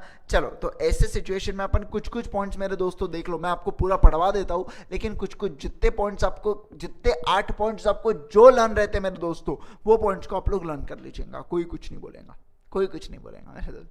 ठीक है, चलिए ध्यान देंगे। सबसे पहले मेरे दोस्तों आपको क्या करना है, कंफर्मेशन लाना है। भैया कंफर्मेशन किसके बारे में लाना है, भैया देखो आपको सबसे पहले मेरे दोस्तों क्या करना है, बैंक से कंफर्मेशन मांगना है, आपने बैंक से इंफॉर्मेशन मांगना है मेरे दोस्तों।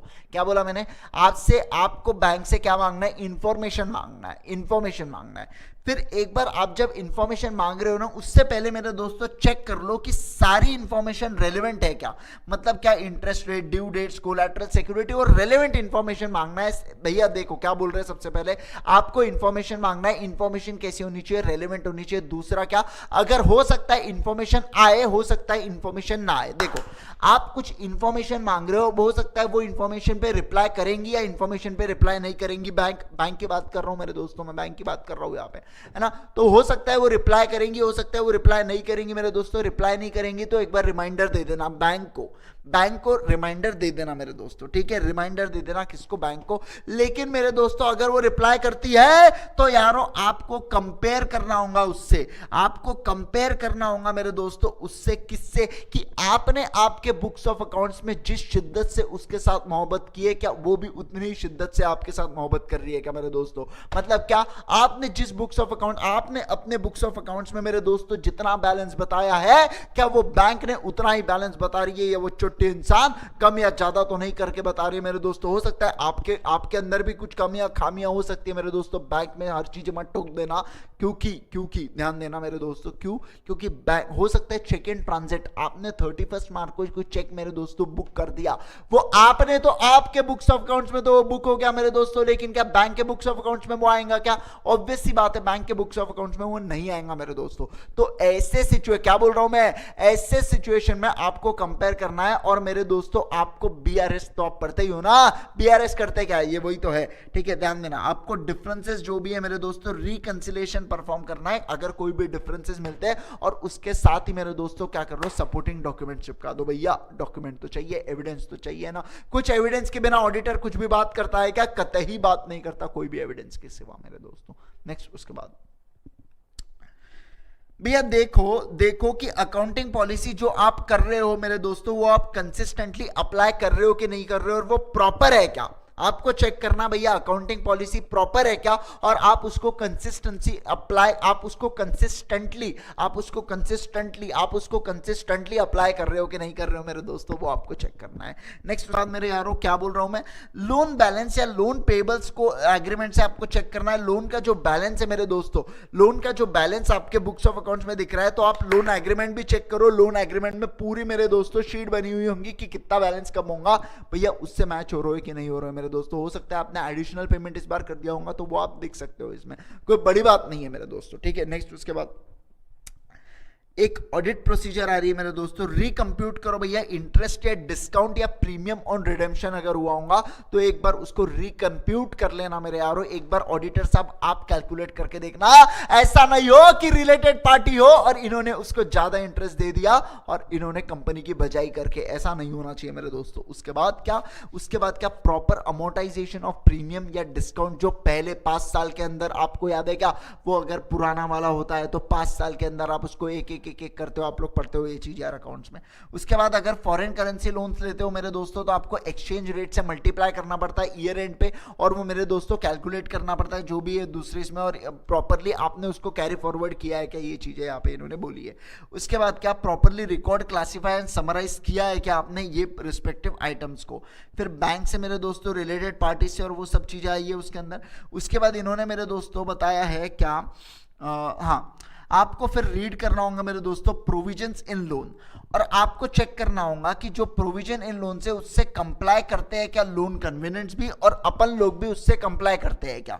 हो सकता है कंप्लाई करे, हो सकता है कंप्लाई नहीं करे। अगर मेरे दोस्तों एंटिटी नॉट इन कंप्लायंस, अगर एंटिटी कंप्लाई नहीं करती मेरे दोस्तों, तो ऐसे सिचुएशन में वेदर डेब्ट should be classified as current, तो क्या डेब्ट को मैं करंट क्लासिफाई कर दूं मेरे दोस्तों। वो सब चीजें किसको देखना होगा, ऑडिटर को एक बार देखना होगा। करंट कब बोलते हैं हम लोग, जब 12 महीने से नीचे हो, मतलब क्या कोई भी लोन को मेरे दोस्तों, लोन ड्यू डेट के हिसाब से क्या होगा, शॉर्ट टर्म लॉन्ग टर्म होगा।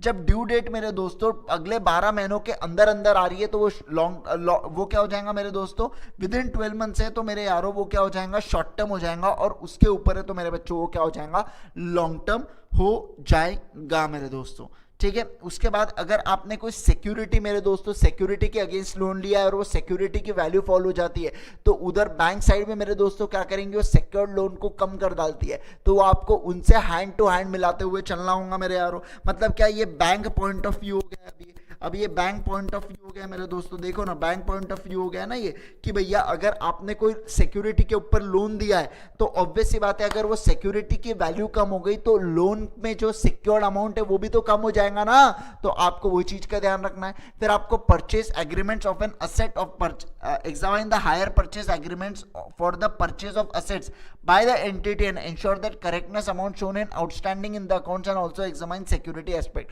हायर परचेज की अकाउंटिंग आप जानते हो मेरे दोस्तों कितना आउटस्टैंडिंग रखना है भैया, कब आप लोग पेमेंट करते जाते हो और आखिरी पेमेंट करने के बाद वो असेट आपका हो जाता है मेरे दोस्तों। तो ऐसे सिचुएशन में भैया जितना आउटस्टैंडिंग अमाउंट दिख रहा है वो प्रॉपरली एग्रीमेंट के हिसाब से है कि नहीं है, आपको वो सब चीजें मेरे दोस्तों चेक करना है। आप एक बार पढ़ लीजिए मेरे यारों, बहुत जनरल पॉइंट्स है और कुछ भी नहीं है।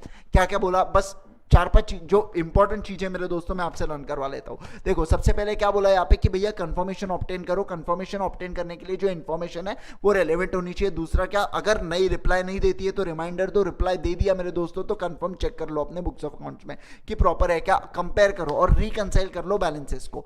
उसके बाद मेरे दोस्तों क्या बोला यहाँ पे, उसके बाद इन्होंने क्या बोला भैया अकाउंटिंग पॉलिसी आप जो भी अपनाओ लोन के लिए वो कंसिस्टेंटली अप्लाई होनी चाहिए और प्रॉपर होनी चाहिए। उसके बाद इन्होंने बोला रिकंप्यूट करके देखो रिडेम्पशन के ऊपर पे किया गया वाला इंटरेस्ट होगा या डिस्काउंट होगा या मेरे दोस्तों प्रीमियम होगा, तो वो चीज को रिकंप्यूट करके देख लो एक बार। फॉरेन करेंसी लोन होंगे तो भैया जो एक्सचेंज रेट से मल्टीप्लाई किया वो एक्सचेंज रेट प्रॉपर है क्या, क्लोजिंग डेट क्लोजिंग मेरे दोस्तों क्या क्लोजिंग वाले से ही हमने किया है क्या, वो सब चीजें भी आपको एक बार देख रहा हूंगा। फिर अगर आप कोई भी प्रोविजन बना रहे हो मेरे दोस्तों, हो सकता है वो कोई भी आपने लोन के एग्रीमेंट में कोई प्रोविजन डाला हो सकता है उससे कंप्लाई हो तो बहुत अच्छी बात है, कंप्लाई नहीं हुआ मेरे दोस्तों तो आपको चेक चेक करना होगा भैया कि ये डेप्ट को करंट तो ना बता दूं, क्योंकि आपने उसके मेरे दोस्तों क्या किया, आपने उसके टर्म्स एंड कंडीशन से आप डिस्ट्रैक्ट हो गए, आप टर्म्स एंड कंडीशंस पे एग्री हुए थे, लेकिन फिर अब आपका मूड कुछ और हो गया, आप अब डिसएग्री कर रहे हो उस चीज से, तो हो सकता है वो आपसे पैसा तुरंत मांग ले। अब अगर वो पैसा तुरंत मांगेला मतलब क्या मेरे दोस्तों, अगले 12 महीनों के अंदर मांगने वाला है, मतलब अब वो करंट कर देना चाहिए कि नहीं करना चाहिए। फिर दूसरा देखो, अब ये करंट करना, आप कोई भी लोन को करंट करना कि नहीं करना मेरे दोस्तों, ये कौन से इस पे डिपेंड करता है, ड्यू डेट पे डिपेंड करता है। ड्यू डेट अगर 12 महीने के अंदर आ रही होंगी तो शॉर्ट टर्म, उसके ऊपर होगा तो लॉन्ग टर्म मेरे दोस्तों, ठीक है। बस उसके बाद है, अगर मेरे दोस्तों वैल्यू ऑफ सिक्योरिटी, अगर सिक्योरिटी के बेसिस पे लोन दिया है, सिक्योरिटी की वैल्यू गिरती है, तो अप्रोप्रिएटली सिक्योर्ड लोन करके जो आपने रिस्पेक्टिव बैंक होंगी जो उन्होंने बताया होगा, तो भैया आपको सिक्योर्ड लोन को डिडक्ट करना होगा। नेक्स्ट, हायर परचेज के एग्रीमेंट्स को देखो, उसका क्लोजिंग मेरे दोस्तों परफेक्टली मैच करता है कि नहीं करता है अपने इससे, वो भी चीजें देख लो मेरे दोस्तों। बस इतना है, आप इतना पढ़ के जाइए मेरे दोस्तों, बस काफी सफिशिएंट होगा, बहुत चिंता विषय की बात नहीं है। जितने कम पॉइंट्स और जितने अच्छे पॉइंट्स लर्न करके जाओगे उतना आपको मदद मिलने वाली एग्जाम में, मैं पहले ही बता देता हूं। ये चैप्टर में से फिक्स्ड है यार, 6 से 8 नंबर के बीच का ही आता है और कुछ नहीं, उससे ऊपर आता नहीं है। एमसीक्यू में पूछने के चांसेस है लेकिन कम है रिलेटिवली, क्योंकि इतने बाकी भी तो चैप्टर्स है, अरे बाकी मेन चैप्टर्स है, स्टैंडर्ड्स है, उससे करेंगे कि नहीं करेंगे, कि इसी में खेलते रहेंगे मेरे दोस्तों, है ना। चलो आगे बढ़े, क्या बताओ मेरे को, आगे बढ़े दोस्तों, चलिए आगे बढ़ते हैं ना, आगे बढ़ते हैं, ठीक है। आओ अब हम लोग मेरे यारों, अब हम लोग पढ़ने जा रहे हैं किसके बारे में, ट्रेड रिसीवेबल्स के बारे में मेरे दोस्तों पढ़ने जा रहे हैं। ध्यान दीजिएगा सब लोग, ट्रेड रिसीवेबल्स के बारे में हम लोग पढ़ने भी जा रहे हैं।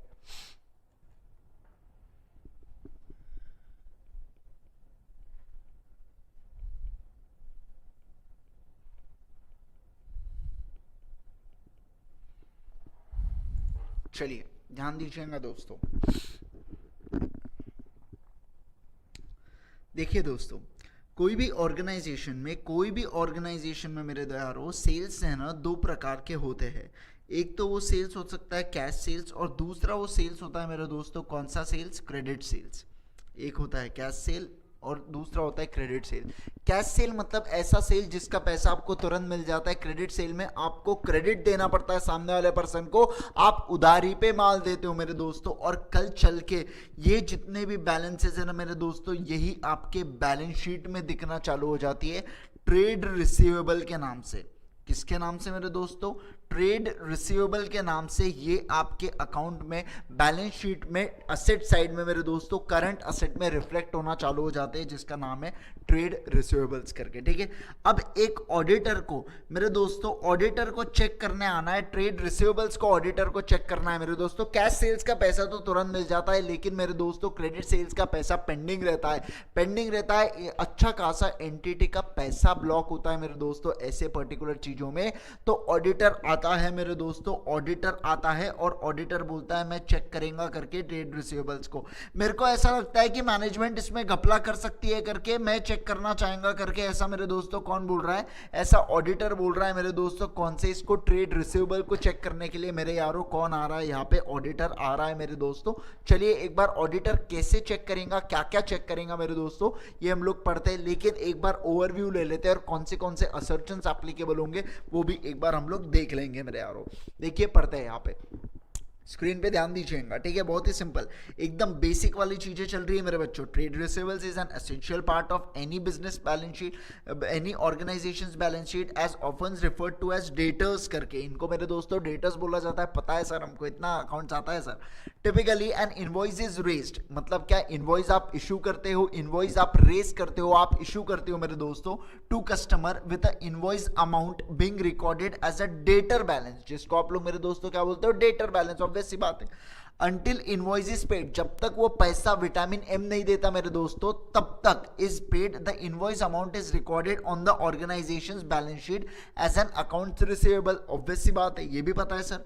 If the balances are not recoverable, कल चल के जब वो पैसा रिकवरेबल नहीं होगा तो आपको उसको मेरे दोस्तों क्या करना होगा, आपको उसको मेरे दोस्तों रिटर्न ऑफ करना होगा, जिसको हम लोग उसको आपको राइट ऑफ करना होगा प्रॉफिट एंड लॉस अकाउंट में, जिसको हम लोग मेरे दोस्तों क्या बोलते हैं, बैड डेब्ट्स करके, जिसको हम लोग मेरे दोस्तों क्या बोलते हैं, बैड वेरी बैड डेब्ट्स करके मेरे दोस्तों, है ना। तो देखो अभी तक कुछ नहीं, आपको प्रोसीजर बता रहे हैं, आपको अकाउंट्स में क्या क्या होता है मेरे दोस्तों वो चीजें बता रहे हैं, आपको कुछ ध्यान में रखने की गरज है क्या, कुछ ध्यान में रखने की, एकदम जनरल है यार, नॉर्मल चीजें चल रहा है भैया। ट्रेड रिसीवेबल मतलब क्या होता है, सेल दो प्रकार के होते हैं, कैश क्रेडिट, क्रेडिट पे बेचा हुआ ट्रेड रिसीवेबल में आपको बैलेंस शीट में दिखता है, कल चल के जब तक आपको बैलेंस शीट में दिखता रहेगा जब तक उसका पेमेंट नहीं होता है, पेमेंट हो गया तो वो दिखना बंद हो जाएगा, अगर पेमेंट नहीं हुआ और कुछ समय बाद वो दे ही नहीं सकता मेरे दोस्तों, अगर रिकवरेबल ही नहीं रहता है तो ऐसे सिचुएशन में उसको क्या कर देंगे, रिटर्न ऑफ कर देंगे मेरे दोस्तों। बस इतना पढ़ा हमने, और कुछ है क्या, कुछ भी नहीं है।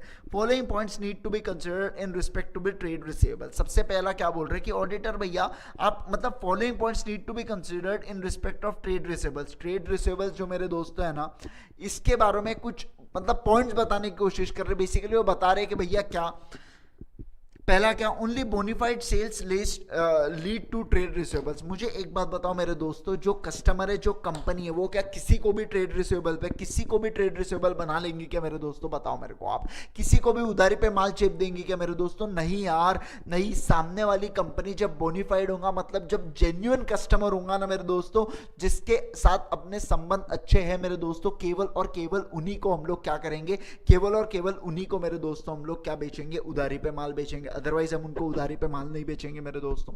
उसके बाद क्या, जो भी सेल्स आप बेचते हो मेरे दोस्तों, all such sales are made to the approved customers. मतलब क्या, वो customers approved customers in the sense मतलब क्या, जाने माने हमसे अप्रूव किए जाने वाले कस्टमर्स ही मेरे दोस्तों, उन्हीं को हम माल बेचते हैं। हमारी टॉप मैनेजमेंट भी एक बार ये करती है। आप देखो, आप अपने बाजू वाले मेरे दोस्तों रामू काका की दुकान की बात करो, अपने जो साइड में दुकानदार होता है वो अपने को बराबर उधार देता है, लेकिन कोई नया ग्राहक आया मेरे दोस्तों, क्या उसको उधारी मिलती है क्या मेरे यार, उसको उधारी नहीं मिलती। उसको उधारी नहीं मिलती ना, तो क्यों नहीं मिलती उसको, क्योंकि वो जाना माना नहीं है। पहली बात तो बोनाफाइड भी हो सकता है वो बोनाफाइड हो, लेकिन ऐसा भी तो हो सकता है वो मेलाफाइड हो। मतलब क्या मेरे दोस्तों, उसको छल कपट हो, उसके मन में छल कपट करने की कोई चीज हो मेरे दोस्तों, डुबाना चाहता हो पैसा, तो ऐसे सिचुएशन में उसको पैसा नहीं दिया जाएगा, ठीक है, मतलब उसको गुड्स नहीं दिया जाएगा, और दूसरा वो अप्रूव नहीं होगा। उसके बाद क्या, सारे सेल्स मेरे दोस्तों रिकॉर्ड करने चाहिए आप लोगों ने।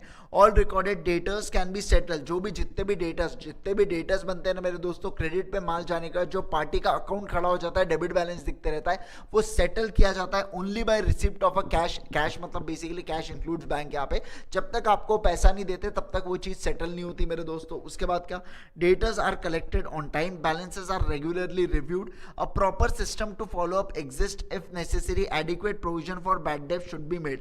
मतलब क्या, ये मेरे दोस्तों क्या बोल सकते हैं अपन, वो ये है ना एकदम बेंचमार्क वाला सिस्टम होना चाहिए ऐसा।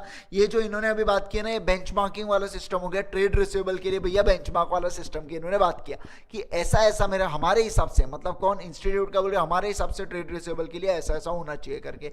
उसके बाद अपन लोग मेरे दोस्तों ब्रीफ डिस्क्रिप्शन में क्या दिया रहते, ऑब्वियसली बात है अपने को पता है, अब चीज जानते हैं, असर्शंस होंगे। तो यहाँ पे मेरे दोस्तों क्या होगा, ई से एग्जिस्टेंस, फिर क्या मेरे दोस्तों वी डी, और सी यहां पे होगा मतलब क्या, कंप्लीटनेस, ठीक है। ईसीबीडी ध्यान में रख लेना मेरे दोस्तों, ईसीबीडी मतलब क्या, existence, completeness, valuation, disclosure. Existence, completeness, valuation and मेरे दोस्तों बताओ मेरे को क्या, एंड डिस्क्लोजर, बोलो, ठीक है। समझियो यहां तक, पढ़ना है आपको, एक बार पढ़ना है क्या, इतना सा पढ़ लेते हो, फटाक से पढ़ लो बिल्कुल, इस चीज को पढ़ो फटाक से बिल्कुल।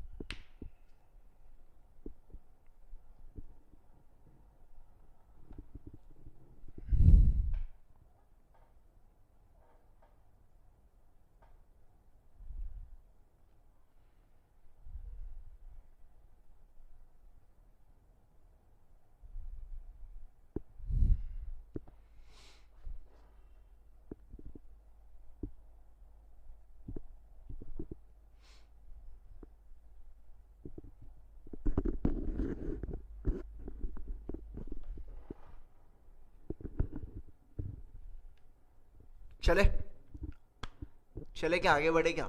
चले मेरे दोस्तों आगे बढ़ते हैं। ध्यान दीजिए ध्यान दीजिए, ध्यान दो इधर, ध्यान दो इधर। चलो देखो, अब मेरे दोस्तों ऑडिट प्रोसीजर के बारे में हम लोग पढ़ने जा रहे हैं। किसके बारे में भैया? ऑडिट प्रोसीजर के बारे में अब हम लोग मेरे दोस्तों पढ़ने जा रहे हैं। सब लोगों की नज़र यहाँ पे होनी चाहिए मेरे दोस्तों, इधर उधर देखना बंद कीजिए, एकदम बिल्कुल अच्छी तरीके से कॉन्सेंट्रेट कीजिए। बहुत इंपॉर्टेंट चीज़ हम लोग मेरे दोस्तों पढ़ने जा रहे हैं अभी, ठीक है ना? बहुत भारी चीज़ है, बहुत इंपॉर्टेंट चीज़ है, आपको ध्यान रखना होगा मेरे यारों, ठीक है? सबसे पहले मेरे दोस्तों क्या बोला है इन्होंने? ऑडिट प्रोसीजर में 3 चीज़ों के बारे में बात की है। पहला क्या मेरे दोस्तों कि भैया कंट्रोल्स, जो हमने ऊपर जो चीज़ें बताई ना वो कंट्रोल्स कि एक नॉर्मली ऑर्गेनाइजेशन में कैसा होना चाहिए, एक रिस्पेक्टिव हमने बोला कि भैया उसके हिसाब से कंट्रोल बना लेना। तो सारे कंट्रोल मेरे दोस्तों are in place to ensure invoices can not be recorded more than once. इससे क्या होगा, मतलब क्या? देखो सबसे पहले तो बोल रहे कंट्रोल प्रॉपर जगह पे होना चाहिए। मैं यहाँ पे चार्ट बनाऊँ क्या मेरे दोस्तों? हम लोग है ना चार्ट बनाते हुए चलते मेरे यारों। देखो सबसे पहले इन्होंने क्या बोला ऑडिट प्रोसीजर में,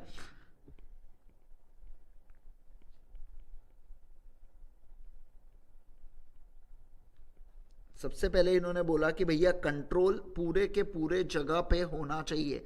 इससे क्या, आपका कंट्रोल प्लेस में होने से इनवॉइसेस एक इनवॉइस एक ही बार रिकॉर्ड होना चाहिए मेरे दोस्तों। इनका ये कहना होगा, है ना? पहला क्या, not more than once, and receivable balances are automatically recorded in the general ledger from the original invoice करके मेरे दोस्तों, ठीक है?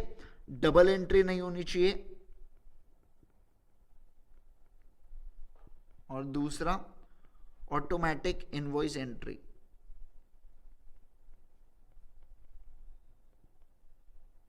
चलिए दूसरा मेरे दोस्तों, दूसरे की बात करते हैं। क्या बोल रहे हैं यहाँ पे दूसरे इस पे? Ask for period end accounts receivable ageing report and trace balances as per the report to the general ledger. मतलब क्या मेरे दोस्तों, आप पीरियड एंड की उनसे चीजें मंगाओ।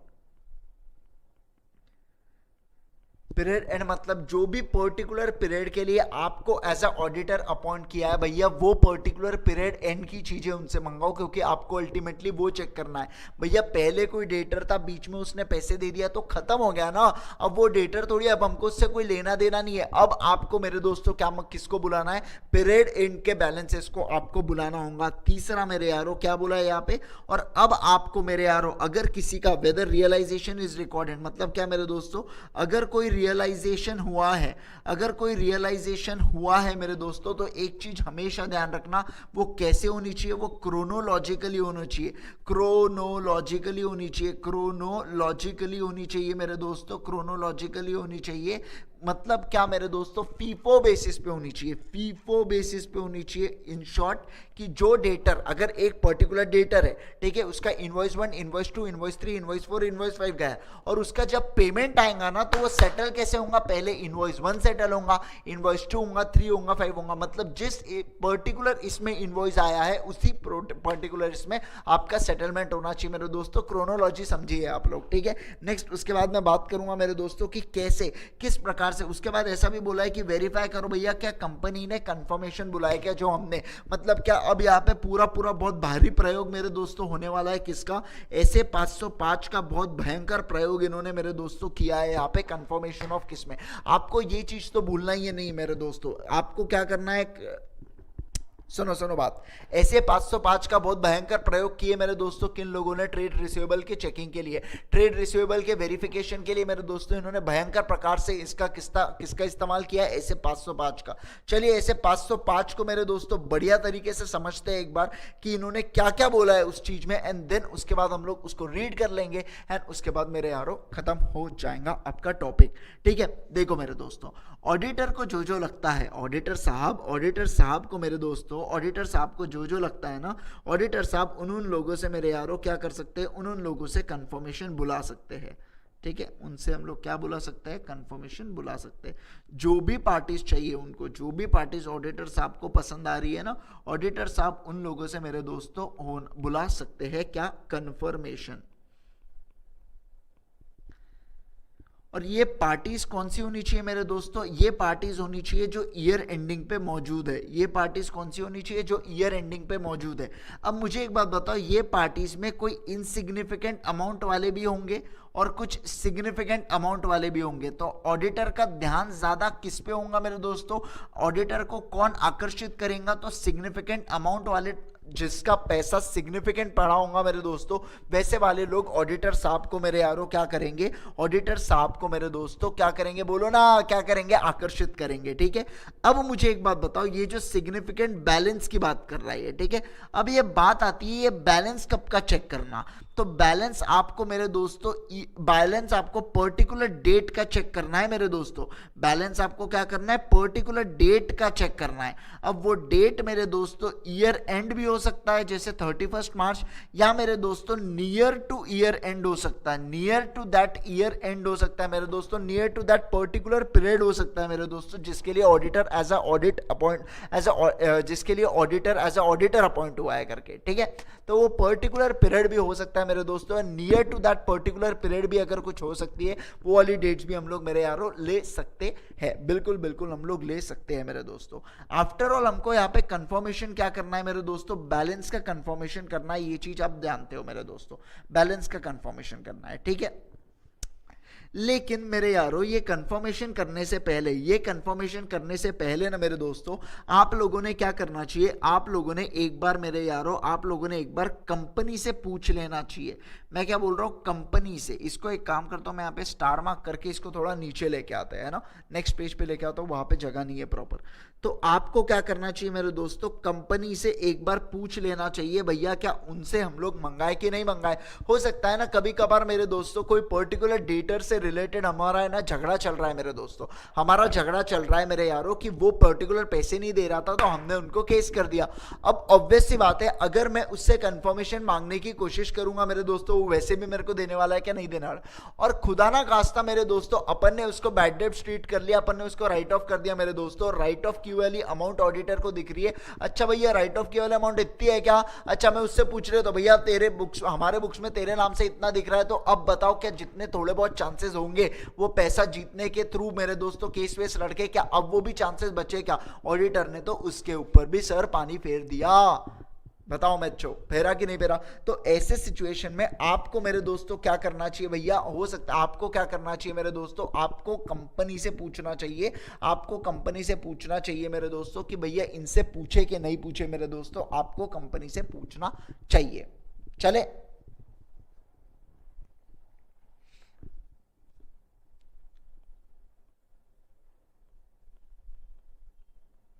अलाउ करे या अलाउ ना करे, पहले ही चैप्टर में हुआ था अपने को, तो अपने को रीजनेबल जस्टिफिकेशन ऑब्टेन करना पड़ता है ऐसे सिचुएशन में।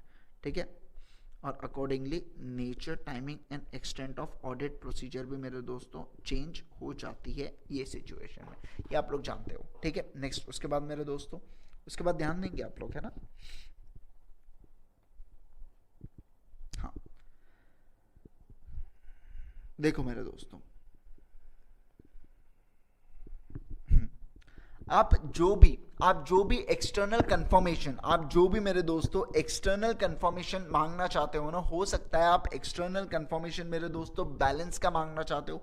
मैं क्या बोल रहा हूं, आप जो भी एक्सटर्नल कंफर्मेशन मेरे दोस्तों मांग रहे हो, या आप जो भी कंफर्मेशन मांग रहे हो सकते हो आप उनको बोलो कि हमको क्या बताओ, बैलेंस आप लिख के भेज दो उनको, आप उनको बैलेंस लिख के भेजो और वो उस चीज को कंफर्म करेंगे। आप उनको फिल इन द ब्लैंक्स भेजो और वो फिल इन द ब्लैंक्स में मेरे दोस्तों वो अमाउंट भर के भेजेंगे। ये दोनों प्रकार से आप उससे कंफर्म कर सकते हो मेरे दोस्तों, क्या एक्सटर्नली आप उनसे कंफर्म कर सकते हो चीजों को। ठीक है, लेकिन मेरे यारों ये चीज आप इसमें से कौन सा, आप इसमें से मेरे दोस्तों कौन सी चीज सिलेक्ट कर रहे हो ना, ये चीज के बारे में कंपनी को पता नहीं होना चाहिए। कब तक, जब तक वो आपको ट्रायल बैलेंस लाके नहीं दे देती मेरे दोस्तों डेटर्स का। मतलब क्या, जब तक वो डेटर्स की बैलेंसेस की शीट आपको लाके नहीं दे देती है मेरे दोस्तों, तब तक आप कौन सा मेथड अपना रहे हो ये आप आपको कंपनी को बताने की जरूरत मेरे दोस्तों नहीं है जब तक वो हैंडओवर नहीं करती। एक बार उन्होंने हैंडओवर कर दिया मेरे दोस्तों तो आप क्या करोगे, डेटर्स को सिलेक्ट करोगे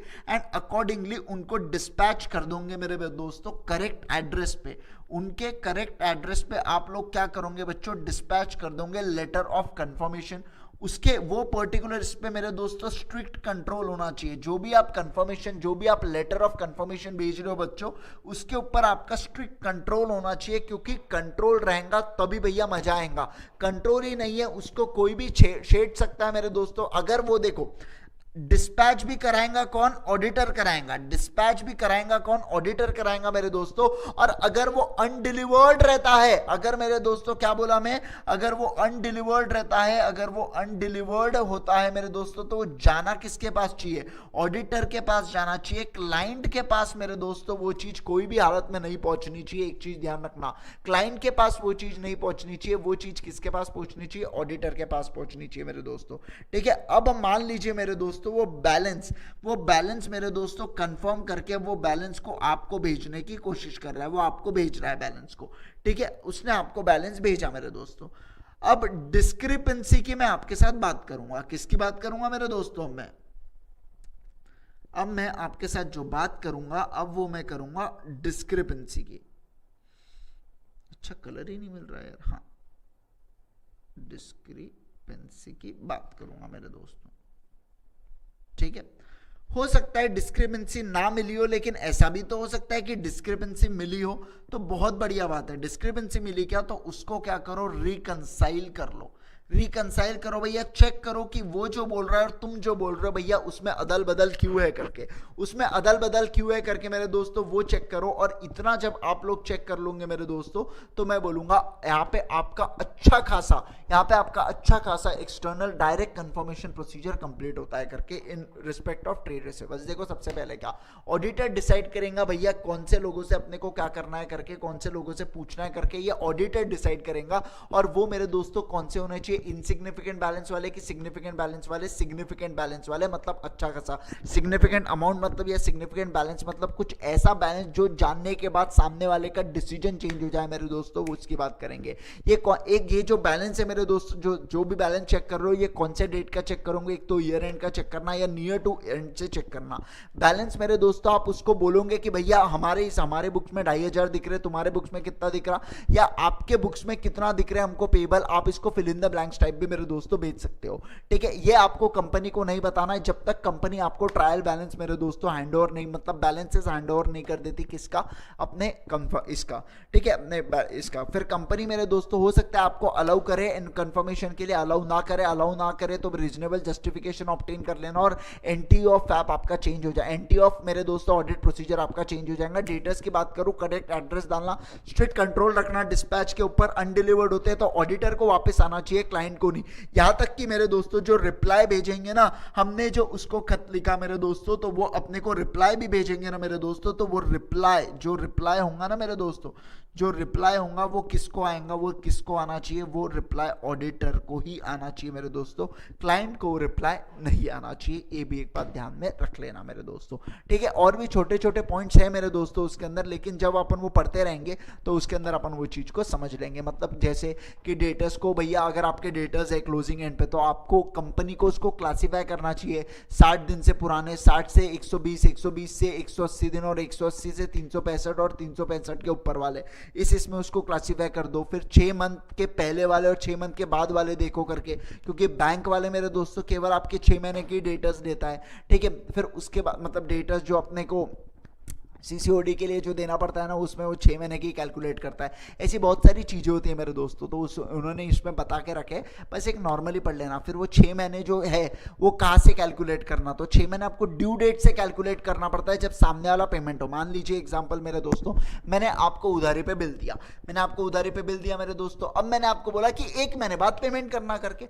अब 1 महीने बाद से मेरे दोस्तों आप 6 महीना काउंट करोगे। आप अभी से जिस दिन का आपने बिल बनाया, इनवॉइस डेट नहीं, ड्यू डेट से मेरे दोस्तों आप लोग कैलकुलेट करोगे उस चीज को, ऐसा वहां पे बोला गया है। ठीक है, चलो तो इस प्रकार से आप लोगों को मेरे दोस्तों कैलकुलेशन सारे करना होगा। चलिए एक बार पढ़ लेते हैं मेरे दोस्तों, फटाफट पढ़ लेंगे एंड देन उसके बाद नए इस पे हम लोग मूव करेंगे।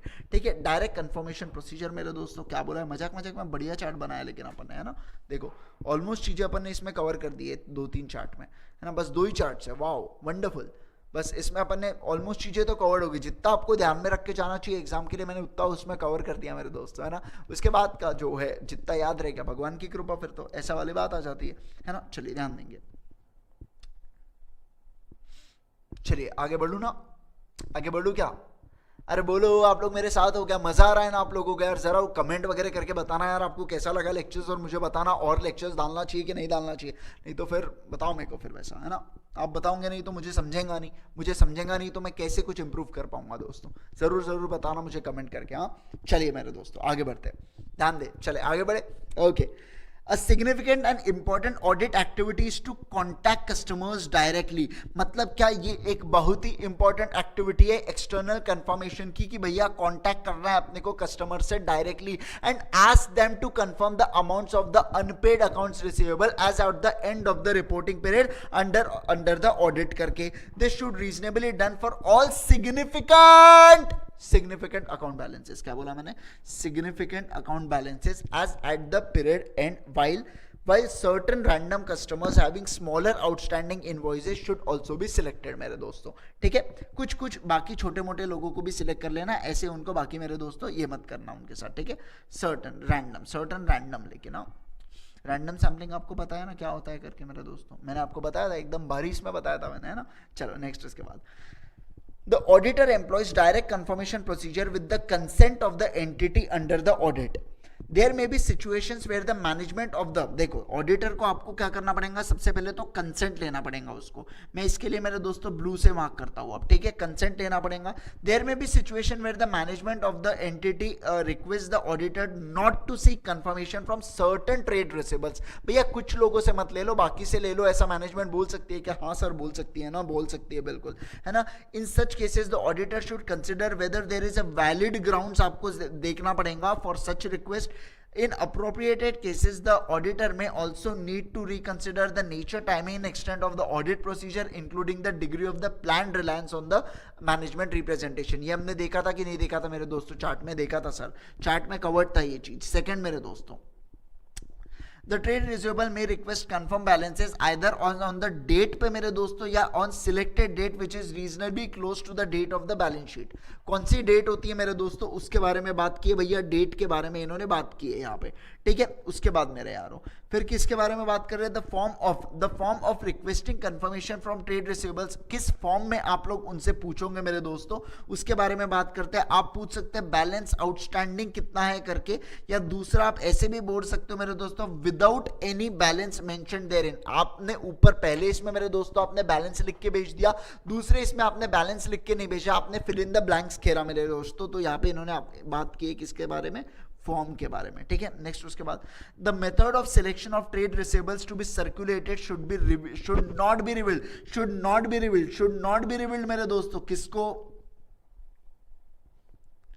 To company until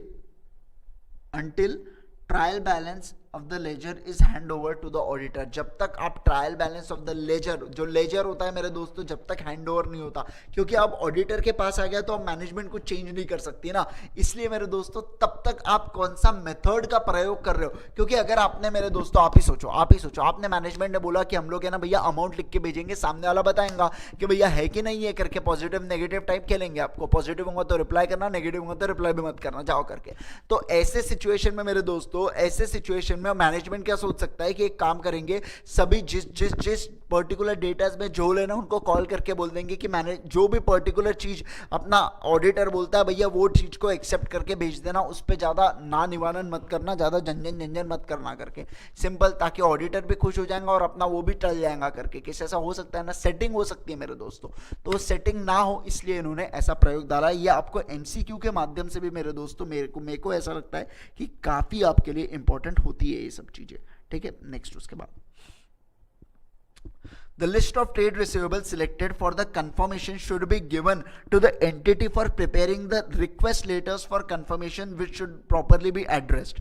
The auditor should maintain a strict control to ensure the correctness and proper dispatch of the request letters. It should be ensured that the confirmation undelivered letters are returned to the auditor and not to the client. करके ये चीज हमने देखी कि नहीं देखी? देखी ना सर, देखी ना?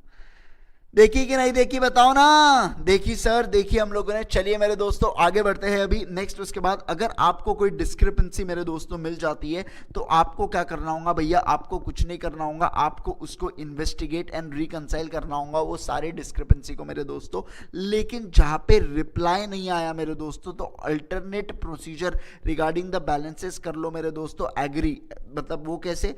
This could include agree the balances to cash receive subsequently, या मेरे दोस्तों detailed analysis of the balances, या कोई मेरे दोस्तों अदर ऑडिट प्रोसीजर लगा लो। ये इनका ऐसा कहने का तात्पर्य है, ठीक है। उसके बाद अगर मेरे दोस्तों आपने ये पार्टी में से, ये रिस्पेक्टिव पार्टी में से मेरे दोस्तों अगर कोई रिलेटेड पार्टी रहा ना, ये रिस्पेक्टेड में से मेरे दोस्तों अगर कोई रिलेटेड पार्टी रहा ना मेरे दोस्तों, तो वो क्या करेंगे? मैनेजमेंट को फोन कर देंगे कि हमको ऐसा ऐसा पूछा है करके हम क्या करें करके, हमको ऐसा ऐसा पूछा है करके हम क्या करें करके मेरे दोस्तों। अगर कोई रिलेटेड पार्टी रहा तो आपको रिलेटेड पार्टी के केस में मेरे दोस्तों collectability as well as they were properly authorise, मतलब क्या मेरे दोस्तों कि आपको चेक करना है कि भैया प्रॉपर अमाउंट कलेक्ट हो रहा है क्या। बेसिकली आपको ये भी चेक करना है कि ये ट्रांजेक्शन को अथोराइज्ड बाय हुम, भैया किन लोगों ने ये ट्रांजेक्शन को किन किन लोगों ने मेरे दोस्तों अथोराइज्ड किया था, उनकी इंटीग्रिटी को फिर आप चेक करके मेरे दोस्तों कंफर्म कर सकते हो कि ये रिलेटेड पार्टी ट्रांजैक्शन प्रॉपर है कि नहीं है मेरे दोस्तों। आप वैसे कर सकते हो कि नहीं कर सकते? कर सकते, सांगा हो, है ना। चलो मेरे दोस्तों नेक्स्ट। उसके बाद check that the receivables for other than the sales और service are not included in the list, obvious सी बात है। नेक्स्ट उसके बाद रिव्यू द ट्रेंड लाइन। अब आपको मेरे दोस्तों क्या करना है यहाँ पे? अब आपको एनालिटिकल प्रोसीजर का सहारा लेना होगा। अब आपको मेरे दोस्तों एनालिटिकल प्रोसीजर का सहारा लेना होगा। आपको ट्रेंड लाइन एक बार देखना होगा कि भैया कहाँ पे क्रेडिट सेल ज़्यादा है, कहाँ पे कैश सेल ज़्यादा है, कब कहाँ पे क्या हो रहा है, आपका उसको प्रयोग करना होगा, आपको उसका सहारा लेना होगा मेरे दोस्तों। और उसको उससे रिलेटेड जो भी आपको इंफॉर्मेशन आती है, डिस्क्रिपेंसी आती है, वो मेरे दोस्तों किससे पूछना होगा? मैनेजमेंट से पूछना होगा अकॉर्डिंगली। फिर मेरे दोस्तों यहाँ पे ऑडिटर को मेरे यारों कट ऑफ भी डिसाइड करना होगा। भैया कट ऑफ मतलब क्या कि कितने दिनों का डेटा चेक करना, कितने दिनों का क्या चेक करना, एक प्रॉपर कट ऑफ देख लो यार कि भैया इतने दिनों के चीजें चेक करूंगा। एक बार माइंड में क्लियर होना चाहिए आपके कि आप कौन सी चीजें चेक करने वाले हो और कौन सी चीजें चेक नहीं करने वाले हो करके, जो आपको मेरे दोस्तों अल्टीमेटली मदद करता है फिर जो भी है ये चेक करने के इसमें, ठीक है। नेक्स्ट उसके बाद आप इनवॉइसेस को एक बार चेक कर लीजिएगा मेरे दोस्तों कि इनवॉइसेस में जो अमाउंट दिया है, इनवॉइसेस में जो पार्टी दिया है, उसका प्रॉपर अकाउंटिंग हो रहा है कि नहीं हो रहा है अपने रिस्पेक्टिव लेजर्स में। फिर आपको मैच करना होगा invoices to the shipping dispatch log. मतलब क्या, जो इनवॉइसेस में हमने एड्रेस लिखा है और जो जहां पे हमने शिपिंग किया है मेरे दोस्तों, वो चीजें सेम होनी चाहिए। जीएसटीएन जो हमने इनवॉइस में दिया है और जो हमने जीएसटीआर R1 फाइल किया है मेरे दोस्तों, उसमें प्रॉपर मैच हो रहा है कि नहीं हो रहा है। इसमें जो रिस्पेक्टिव इनवॉइस नंबर दिया है वो जीएसटी में प्रॉपर इनवॉइस नंबर से गया है क्या, इसके ऊपर का जो हमने एडिशनल जीएसटी लिया है वो क्या पे हुआ है कि नहीं हुआ है मेरे दोस्तों, वो सब चीजों के बारे में आपको चेक करना होगा। और फिर मेरे दोस्तों 30 डेज 60 डेज वाली एक रिपोर्ट आपको बनाना होगा और वो सब चीजें एक बार आप इसको पढ़ लीजिएगा। अब आपको आगे का पढ़ लेना होगा दोस्तों। जो मेन इंपॉर्टेंट चीज था, जहां पे कंफ्यूजन होने का सवाल था, मैंने आपको बता दिया। और जो आपको एग्जाम में फेच करके दे दे मार्क्स मेरे दोस्तों, वो भी चीजें मैंने आपको कंफर्म करके बता दिया बिल्कुल ऑसम तरीके से, है ना मेरे दोस्तों। एकदम फास्ट ट्रैक आप लोग ये यूट्यूब पे देख रहे हो, एकदम फटाफट देख लो इस चीज को, क्योंकि हम लोग बहुत बड़ा चैप्टर है इंस्टीट्यूट की। अगर मैं बात करूं तो इंस्टीट्यूट ने इस पे मेरे दोस्तों 90 पेज के अराउंड दिया है। अब अपन ने उसको कॉम्पैक्ट कर करके 45 पेजेस में कंप्लीट करा है उस चीज का। इंस्टीट्यूट कभी चार्ट दे रही है, कभी कुछ दे रही है उसके अंदर, है ना। तो उस चीज को अपने को जल्दी समझना होगा ना यार, कहीं ना कहीं अपने को टाइम कंसिडरेशन भी ध्यान में रखना है, नहीं तो अपना तो चलते ही रहेगा, मई नवंबर तक अपने यही चलते रहेगा, है ना। तो आपको मैंने ऑलमोस्ट पॉइंट्स मेरे दोस्तों कवर करवा दिया हूँ। और अब मेरे यारों मैं बढ़ता हूँ हमारे नेक्स्ट टॉपिक में, जिसका नाम है मेरे दोस्तों, अब हमको क्या चेक करने जाना है भैया, किस चीज़ों के बारे में चेक करना है हमको, कैश एंड कैश इक्विवेलेंट्स के बारे में मेरे दोस्तों अब हमको चेकिंग करना है, या कैश एंड कैश इक्विवेलेंट्स के बारे में हमको ऑडिट करना है मेरे दोस्तों। ठीक है, चलिए आ जाइए सब लोग स्क्रीन के ऊपर मेरे दोस्तों, एक बार इसका भी कंसेप्ट समझ लेंगे एंड देन उसके बाद मेरे दोस्तों हम लोग क्या कर सकते हैं, आराम से हम लोग आगे मूव ऑन कर सकते हैं मेरे दोस्तों।